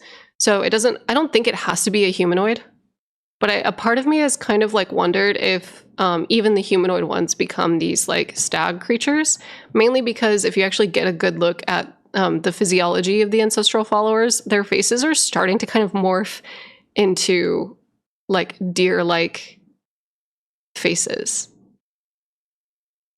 Oh, check the Estelle version. Okay. So the malformed stars. Let's talk about Estelle, because Teslobo and Cosmos are saying that we should check out Estelle. So the Ul ruins are one of only 3 places where Estelle and the malformed stars can be located. Ul boasting by far the highest density of these creatures. Malformed stars are described as beings of destructive power and are heavily associated with gravity and meteorites. Estelle in particular is said to have leveled an eternal city, taking away its sky. So the gravity connection. In addition to these elements, the Palace of Ul is the only place where gravity stones can be purchased. It's easy to conclude from this evidence that Ul befell a fate at the hands of the meteorites and the malformed entities that dwell within them. This is odd because it seems to match up with the fate of the Eternal City, yet no Eternal City we see bears these symptoms. So is Ul the Eternal City? It is odd that a lot of descriptions of the Eternal City end up matching Ul closer than it does the cities of the Nox. Not to mention that the descriptions describe the Eternal City as a singular entity despite there being 3. Could there have been an original that all the others descended from? Could that be Ul? And so the Nox Mirror Helm, a ritual implement of the Eternal City that wards off influence of the Greater Will, pretty much confirms that the Nox and the Eternal City are more or less one and the same. It seems likely that the Nox directly existed in Ul, as there would have been some kind of evidence. The Wings of Estelle. The Wings of Estelle is a curved sword that's found in the Palace of Ul, specifically talks about Estelle's attack on the Eternal City. It seems odd that this would be placed here and not, say, Noxtella. Could it have been placed here specifically because it has a relation to this zone? And the Black Knives. The Black Knives are Numen women hailing from the Eternal City. Their outfit and fighting style bears no relation to the Nox. They're even specifically weak to magic while resisting wholly the inverse Nox armor. They're also never found underground, and there's no evidence they were ever down there. Arumi. The Arumi are a whip-like sword wielded by the Night Folk warriors. It's reminiscent of the Nox flowing weapons, implying some kind of connection. Night Folk are also wont to have bled silver, similar to how the Mimic Tears do now. This seems to call into question whether or not the Nox are the Numen. And the proximity to Ul, both Nokron and Noxtella are built close to Ul to the extent that the two begin to bleed together in such places as the Mimic Tier Arena. It would seem unlikely that this by coincidence, and the two may be intertwined in some manner. The water infrastructure. Nokron and Noxtella both have a great amount of care put into building their cities around the two rivers, using aqueducts and archways over the river. Since both cities would be flooded without these, it may be safe to say that the two cities were constructed here after the two rivers began to flow. Yeah, and like another huge point is the Lake of Rot dam that they built. But the conclusion is that the Mirror Helm basically proves that the Eternal City evolved into the Nox. So unless there's evidence of them existing within Ul society, it's difficult to say that Ul is the Eternal City. It might be possible to claim that the Eternal Cities that we know today are descendants of the Ul. Yeah, I've always kind of wondered this, because in the Lake of Rot and on the like black obelisks, the first panel depicts like ships, right? So I kind of wonder if like the people who came over in the ships have to do with them, if that makes sense. Like if they weren't ever like fully native to this area, but they like came over on boats.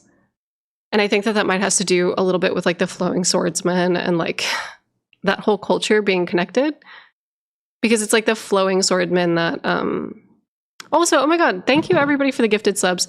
My alerts are broken right now, and I'm so sorry to everybody that is subscribing to me on Twitch and hanging out on YouTube and liking. Thank you so much. It helps me like immensely right now, especially because I am an unemployed former member of the game industry, so I cannot express how helpful and like how much you guys are changing my life right now. Period. You guys are like helping keep me alive right now, like not even exaggerating. So thank you so much. The ancient dynasty were the ones that were destroyed by the Greater Will. The underground black marble cities of the Nox are a result of their adaptations underground.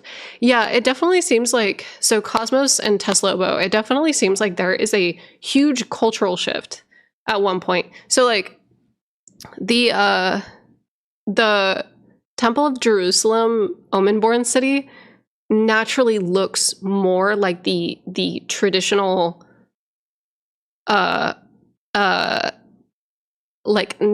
it makes sense that that is the next step culturally.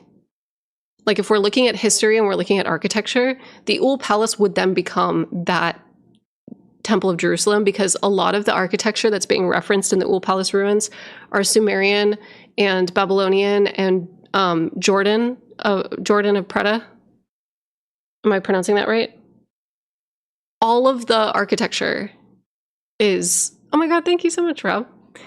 All of the architecture has to do with that. So, oh damn, did we just get like a huge, oh my god, what just happened? Did I miss something on Twitch?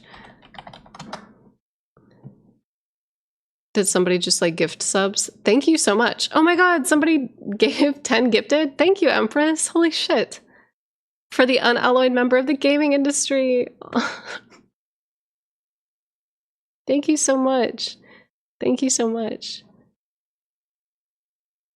But yeah, hold on. Let me go back. Let me go back to oh no, it's toast. Hold on.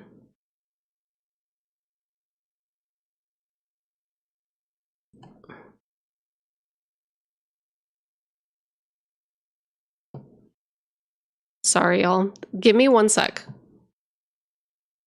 Why is this one not working? There we go. Okay. Let me talk about this real quick.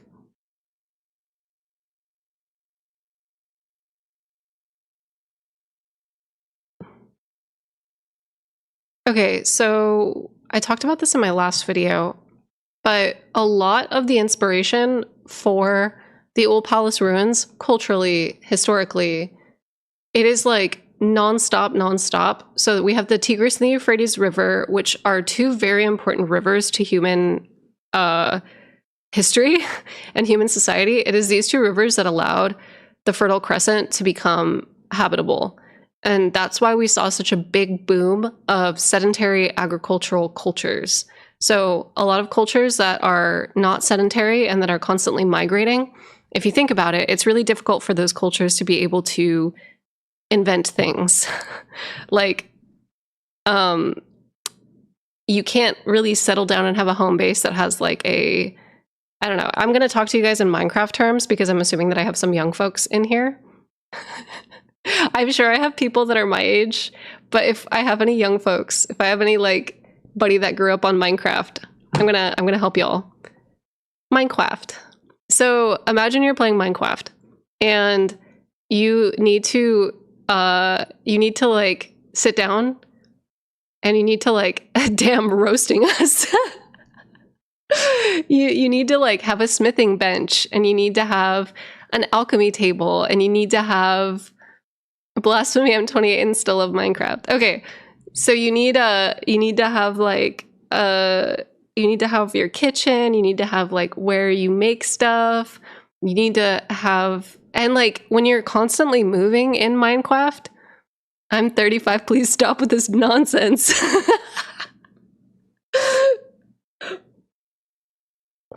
If you're moving around, if you're constantly fucking moving around because of the seasons or because like of food scarcity, it makes it really fucking difficult to like create massive works of art, to do blacksmithy, it makes it really fucking hard to like do anything. And so you need like a sedentary society with like a constant stream of food and like agriculture, written word.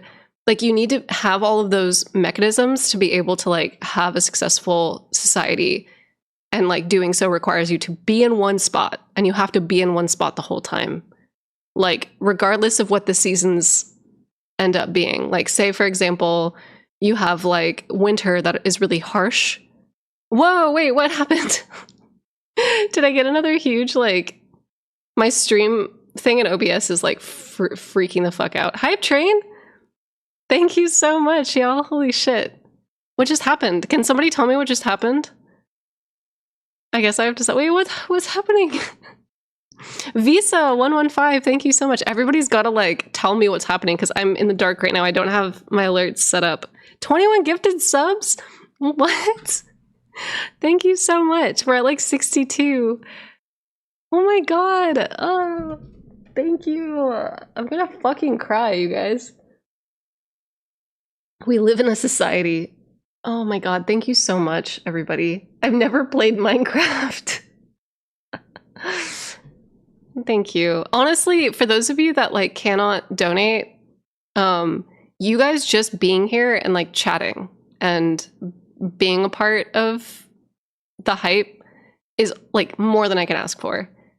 It is like so sweet. I love you guys. Thank you so much for fucking being here and letting me scream about world history to you guys. Y'all are the best. Y'all are the best. Straight up.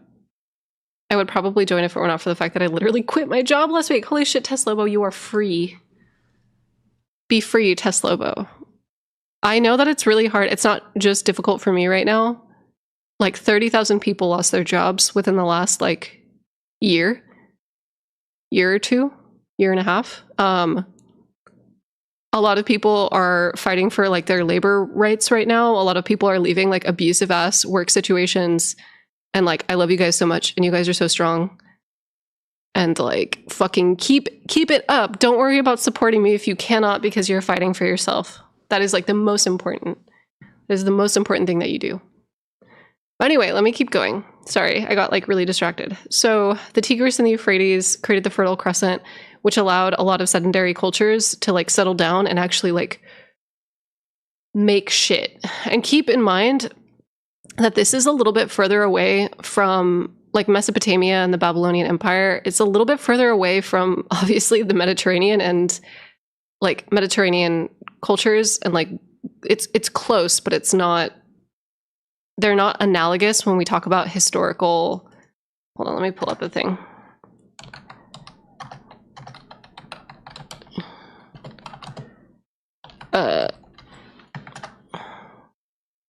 Here, let me get a map.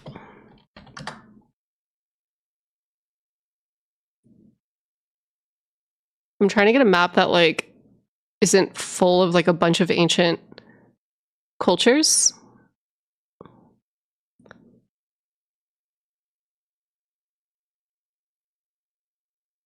Well, we got the fertile. Let me just pull up the. I'll pull up the Fertile Crescent for you guys. The Fertile Crescent, and this area is so good too, because like the winters here are relatively mild. They're not gonna like absolutely decimate you, but there's enough water flowing through these areas, and it's warm enough that it's not gonna like destroy everything, you know? So this was like a really good area for like the cradle of humanity to kind of like start building itself out.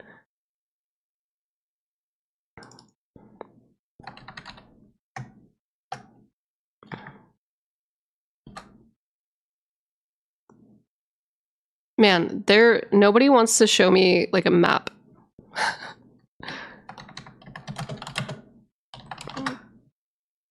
Here, I had to like look up Greece and Iran to like show you guys how far apart they are. I know that most of y'all who are in Europe are like, yeah, duh, dipshit. But like there are a lot of Americans in the chat who have no fucking clue about any of this shit. No offense. So we have like the Roman Empire would be over here. A lot of the Greek references would be over here.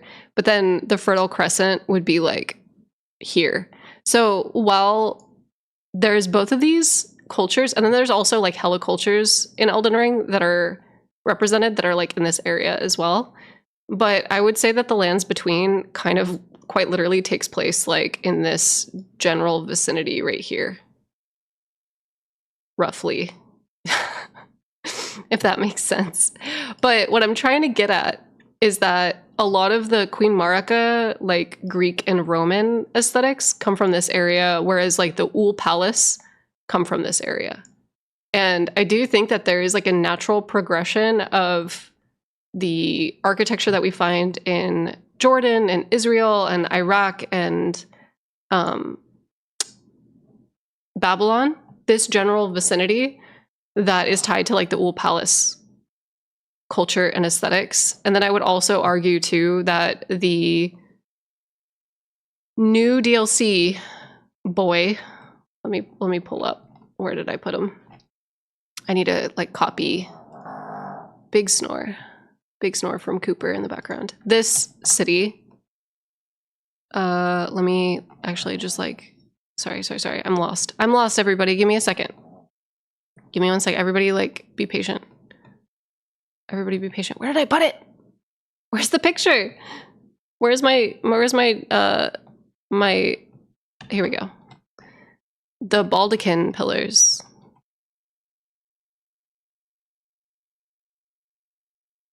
Okay. So these pillars that I have circled here are supposed to reference the first temple of Jerusalem. So that would be in this area. That would be tied to more aesthetically the Ul Palace as opposed to like the Roman aesthetics of like Leyendell. So in the DLC, this building has a little bit more to do design wise and aesthetics, this building is quite like modern and also has some like beats from the Mediterranean tied into it, which is fine. Because I think that Miyazaki and like the art team have kind of blended them in some ways. Like the Old Palace ruins definitely have some like Greek and Roman columns that are represented. So it's like kind of blended together. But it's supposed to be depicting like a very particular I think, hold on, let me backtrack. The reason why I think that the Old Palace ruins and Jordan and all of these ancient cultures are being referenced is because this is the cradle of humanity. Because this is like the progenitor of like written word and agriculture and society like as we know it. And then it's kind of like branched off into like a bunch of other cultures, if that makes sense. But I do think that like design wise, aesthetically, this is like the next step historically. The Noxtella ruins isn't Leondel Byzantine. So Leondel is both Byzantine and then also Western Rome, because the building that Queen Marika sleeps in, the ceiling, the interior, like the ceiling of it is like very, very, very close. The roofing style is very, very, very close to the Roman Pantheon. So it's like crazy. It's crazy. So we have a little bit of both Eastern and Western Rome depicted in Leondel, especially with the golden rooftops. It definitely looks like Constantinople. Coffered ceiling, yes. Yeah, Rob, we're talking about how it's both Roman and also Byzantine and like Eastern Rome. It's like a mixture of East and Western Rome.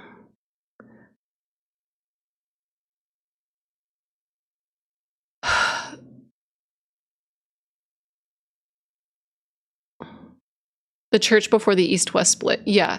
And I do think that the Golden Order fundamentalism is a little bit of the schism. Like I do think, wait, 100 gifted subs? What? Thank you so much. What the fuck? Hype Train is at level 12? Wait, oh my god, you guys, we're about to beat our last Hype Train. Hold on, let me pull this out. About to beat your last record. Keep up the support. What the fuck? What the fuck? That's so sick. Oh my god. Thank you so much, everybody. Thank you so much. Thank you so much. If you guys want to help at all, I know that a lot of you guys are on YouTube watching right now, but if you guys want to help at all, over on... Oh my god, we got an all-time record! What? You guys... shattered the Elden Ring. Y'all shattered the Elden Ring. You guys did it again. Oh my god, thank you so much. This is actually so like now that you guys have supported me this much, I'm going to be able to like make lore YouTube. I talked about this yesterday, but I was actually like looking for a job in like a restaurant or like looking to get into waitressing because the tech industry is on fire. But I'm going to be able to like, with this, I'll be able to support myself and make lore videos for like the next 2 months. So thank you guys. I will be able to stream like my entire Elden Ring playthrough. You guys will have the VODs. You guys will be able to like play this with me live, which is awesome. But I'll also be able to pay rent and focus specifically on making videos for you guys. So I'm going to like, for my promise to you guys with this, I'm going to try to like make sure that I take the time to like edit my videos for you guys and like focus on it.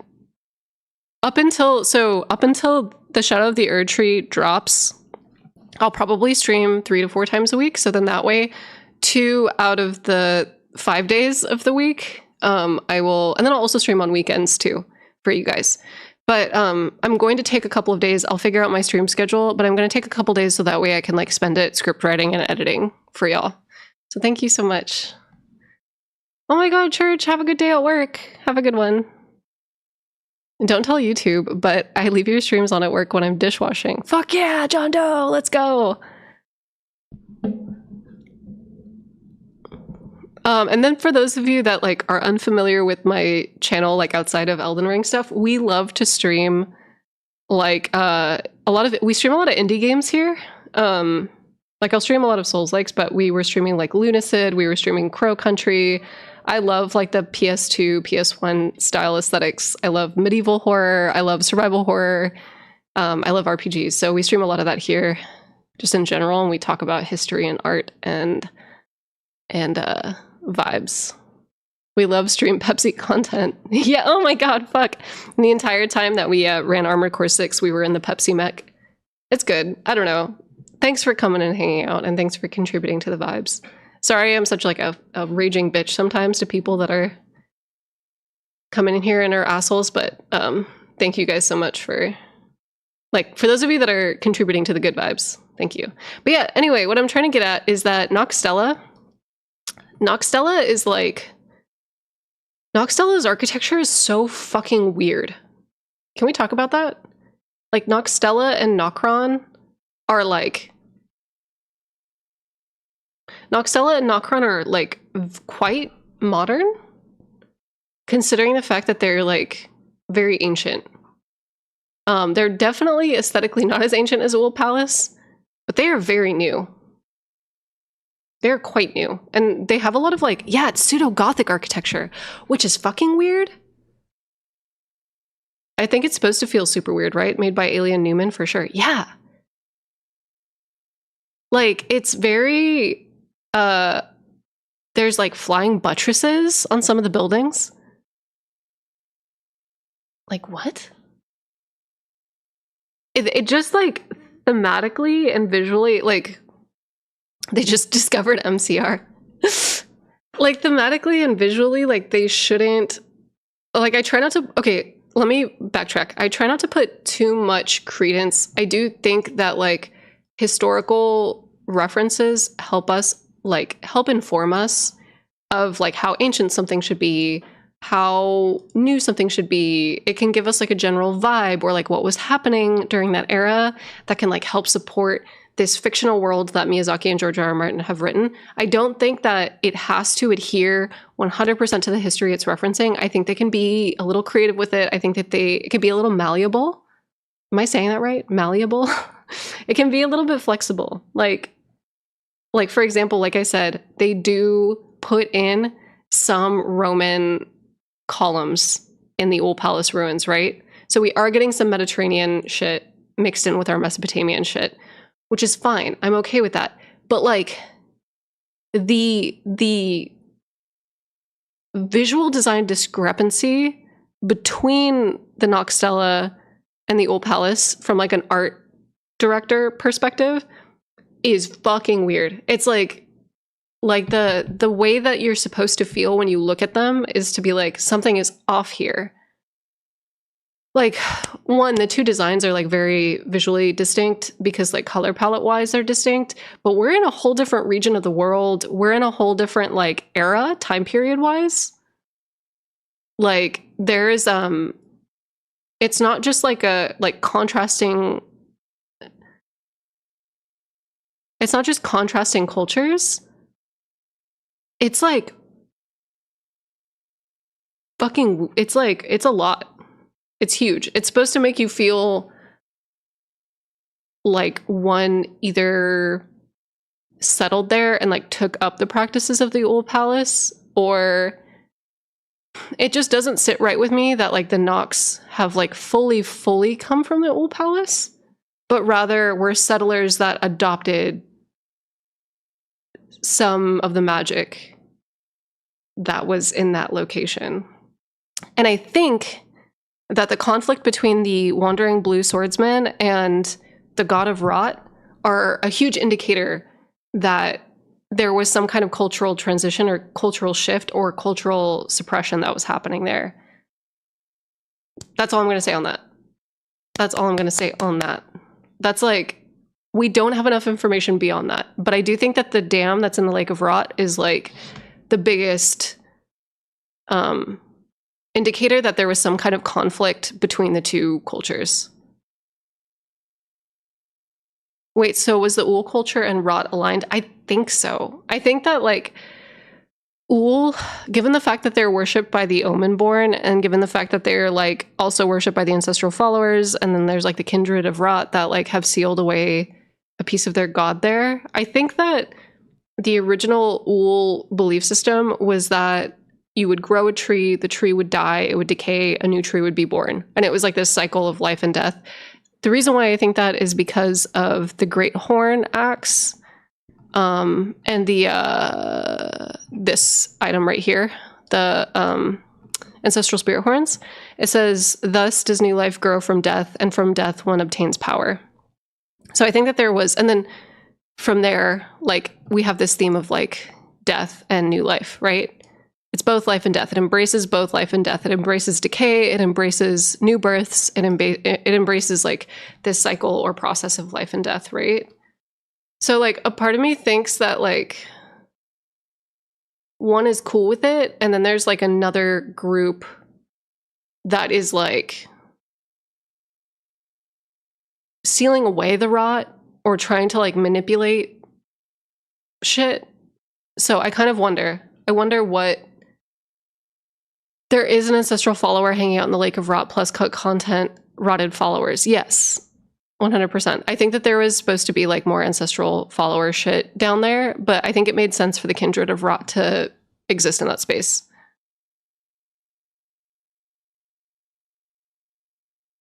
I think Ishtar had an important role in the inspiration of the story. There's a line from her descent into the underworld that goes like this.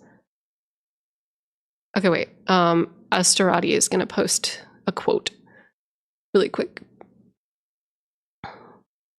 Wait, where's the ancestral follower in the Lake of Rot? It's in the upper right corner of the Lake of Rot. He's kind of like, so you know how you come down from the sluice gate? You come down from the Noxtella Dam. You take an elevator down and you come out.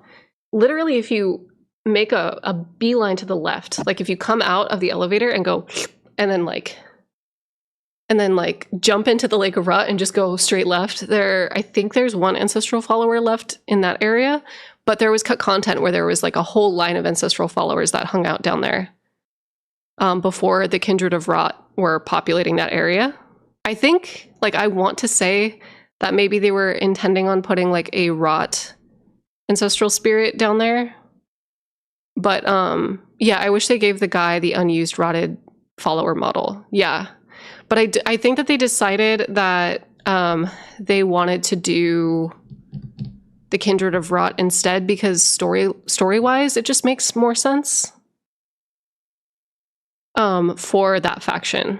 Because I think that Gowry's storyline and Millicent and Melania's factions are very important in the game, and they didn't have enough representation. And I think instead of creating like a whole ass other boss down there, or like if they had to do like a whole ass other ancestral spirit down there, it's too repetitive. I think it just makes sense for the Kindred of Rot to be down there protecting the relic of the God of Rot.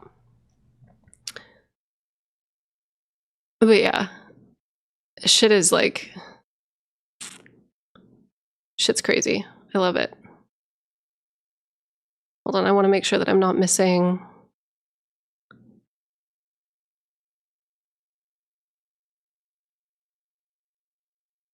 I have no idea what you're talking about, Mr. Paul.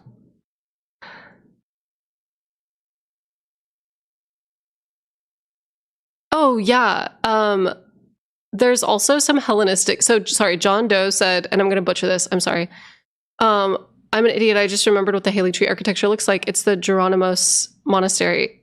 There's also hella Hellenistic inspired motifs going on there. It's very ornate. I would say, like, the more modern areas, they do such a good job with the visual design. They do such a fucking good job with the visual design because not only is Miquella's Halig Tree quite modern in terms of like that aesthetic, but Mount Gelmir is like one of the most modern buildings in the game.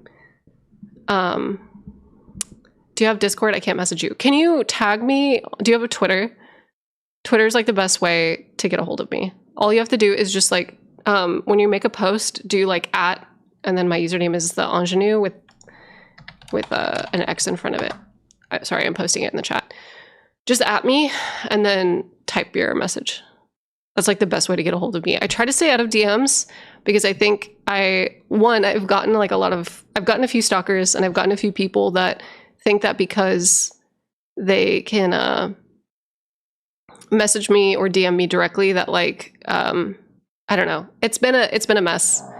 I've gotten a lot of people who have tried to insert themselves in my life when I'm just a content creator, and I'm not trying to be an asshole and be like, I don't want to make friends, but like it is like very difficult. It's very difficult. He's snoring. Wait, that's how you pronounce that? Yeah, it's the word ingenue, but like you put an X in front of it because that username was from the era where hold on, I'm typing it out in the chat. So like that was from the Xbox username era, like back in like the 90s and like the early 2000s, where you put X's in front of your username if it's taken. That's how it came about. There's a way to be parasocial without being a freak. Yeah. King Guini. Mod Post, since Quay doesn't have a membership added to YouTube yet. Oh yeah, thank you so much. Everybody, I do have a Patreon. Sorry, my mods have to remind me to talk about my Patreon sometimes. I do have a Patreon. My philosophy with Patreon is a little weird. So like I do have Miro boards. Like these Miro boards that I doodle on and riff off of are accessible, so you guys can access them. I'm going to transition this Miro board over soon. So that way you guys can see some of the newer notes that I've written down. I wanted to do exclusive content for my patrons, but I do have like a couple videos that are unlisted that like I let my patrons have access to, but like at the same time, I don't want to gatekeep my content. So I don't have like too many videos that are like exclusive for Patreon members. I am really sorry. I know that like a lot of content creators will do like special things for their patrons, but I want to make sure that my content is available for everybody. So if you subscribe to my Patreon, it is mainly just you are helping me, and so thank you. I don't mind. I don't have a preference if you do Patreon or Twitch or YouTube. I don't have a preference. Whatever is something you feel most comfortable with. Also, yeah, my Patreon also has access to my community Discord, but like I don't want to make that a promise either, because if we are really fast and loose with how quickly we ban people, if you are the type of person that like shows up in lore discords and you are combative or defensive or just kind of like treat people like shit, we'll typically just kick you. And like I don't want people to pay and feel like they're entitled to my community or my Discord, because a lot of people in that Discord are people that have been following me for like 12 years. No, it's not having a difference in opinion. There's a difference between like having two differences in opinion and somebody getting defensive and mean and like rude. Like, for example, when you talk to somebody and they're like, hey, I think Marika is Ronnie. And somebody's like, hey, just so you know, like there's a lot of evidence that maybe doesn't support that. That kind of conversation is fine, and I'm okay with that. But if somebody's like, wow, that's fucking stupid that you think that, you're kicked. You're kicked. I don't fuck with people that are like they don't know how to like communicate with others. I don't fuck with people that.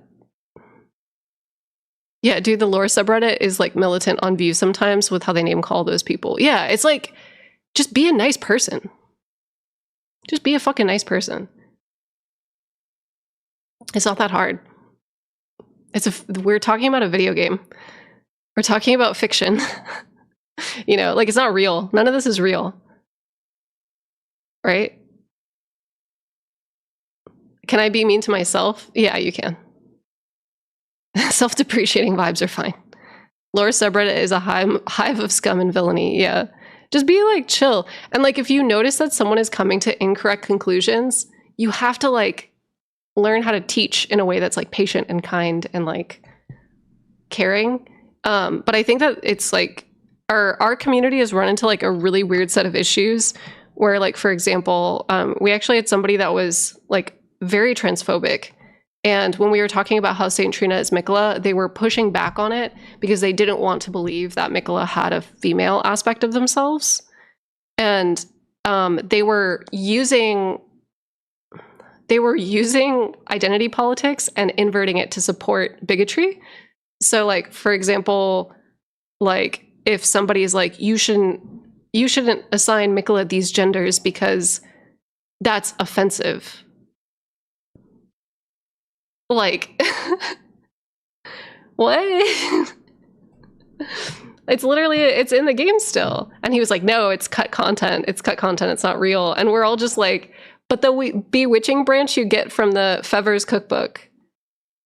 You get it from that cookbook, which specifically ties Miquella and Saint Trina together. What are you talking about? So, like, there's times where I feel like you can be patient and you can be thoughtful and you can teach somebody something. You could be like, hold up, let me go back and let me teach you what I'm saying. But like, if they don't want to hear it, and it's not about,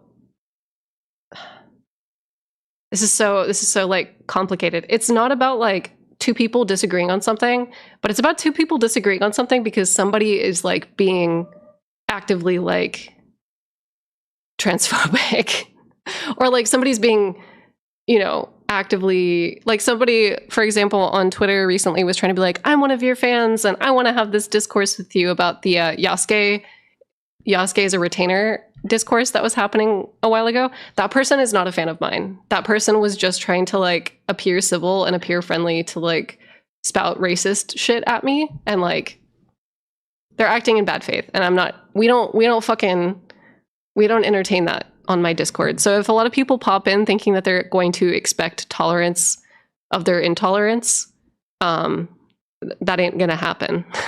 I'm going to kick you. So yeah, disagreements are not the issue. It's more don't act in bad faith. Yeah, exactly. But yeah, that is why my Discords run the way that it is. TLDR, sorry about the ramble that like totally went off topic. But that being said, I actually like really need to go. So today's a weird stream. Today's like lore theory Thursday stream. But it's Tuesday. So what the plans are for the next few days is I'm going to be catching up my character for DLC stuff. I'm going to be doing DLC stuff. I'm going to be prepping for Shadow of the Erdtree, but like the next few days I'm going to be creating Shadow of the Erdtree breakdown videos. I also got a sponsor for those videos, so I'm going to get that set up today. I have a lot of stuff to like prep and get ready for. So yeah, I'm excited. We're gonna make shit happen. So we're gonna have like 2 or 3 more videos for this month because I have to do like a full-blown breakdown video. Is it a Pepsi sponsor? No, I wish. Tesla, that would be fucking sick. That would be hilarious if we got it. But yeah, we got a sponsor. We're so back. And I'm gonna upload like a formal Shadow of the Erdtree breakdown video. This stream was like long as fuck. This is like two hours. Hello Fresh or Raid Shadow Legends? Neither.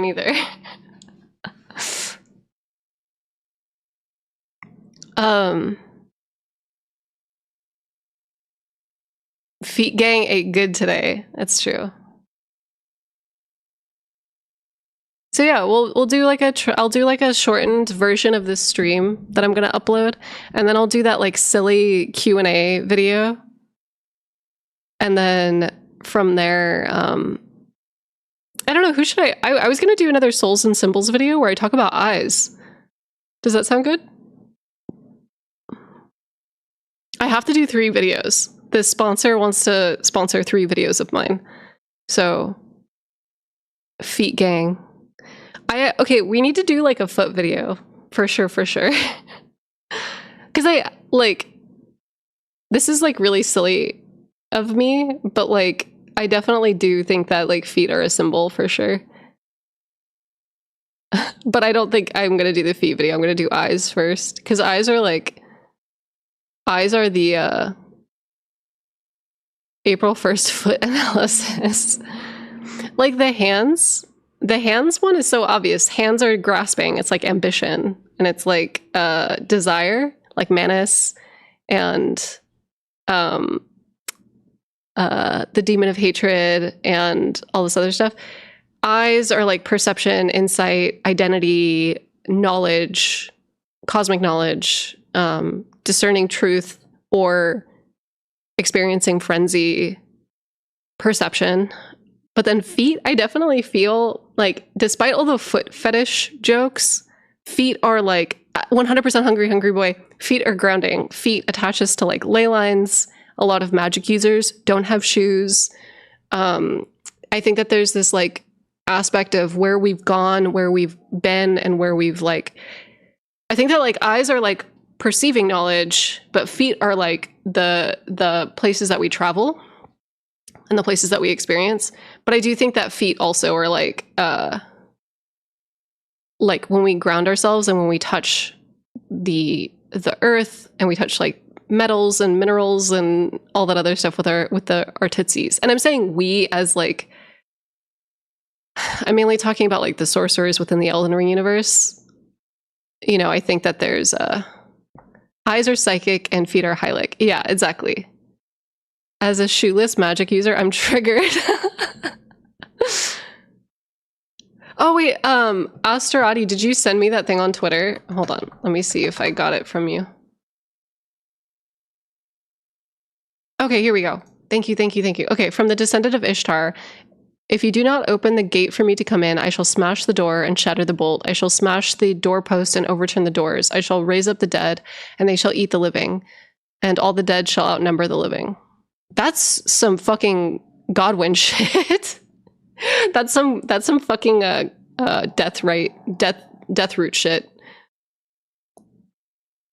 LMAO, is that why Selene has no shoes? Yeah, I definitely think it's like the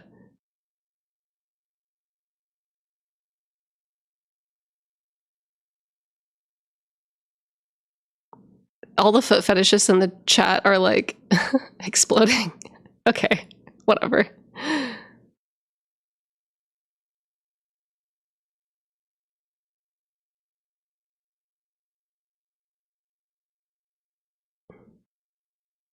Yeah, okay, wait, eyes equals knowledge, feet equal action. Yeah.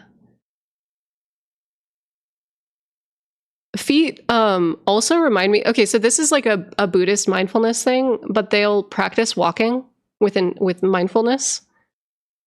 That's like an exercise that a lot of like Buddhist monks do.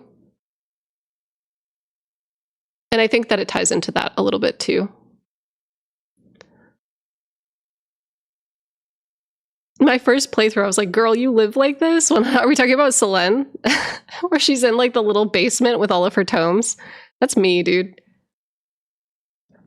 Me and my partner joke about it all the time. That like, because for you guys, sometimes what my research looks like is I'll literally be sitting here at my desk with like 5 or 6 books, and I'll just be like reading like Western philosophy and like my eyes are like rolling into the back of my head, and I'm just like, stop. But my partner does music, and so I'll like walk into the other room and he'll have like 500 tomes open about like wave forms and limiters and like compression and shit. And I'm just like, what? Who up reading they tomes? Selene literally looks like you, Quaylog. Yeah, I made that post like a while back. Well, no, wait, I don't know if I'm going to be able to find it. That was old as hell. Sorry, every time I like post the Chadlog shit, it actually like tickles me a little bit. Yeah. Hold on, wait, is it this post? Okay, but you actually are Selene. Yeah. Back when I had a side swoopy part bang, we were also Miss Chalice saying that she wants me to cosplay it. Like this kills me. This kills me. White girl spotted. Yeah. Literally just Selene. Dude, if I could get like a Selene cosplay put together for so wait, hold on. Let me see if I could still get my swoopy bang. If I could get a Selene cosplay together before the DLC.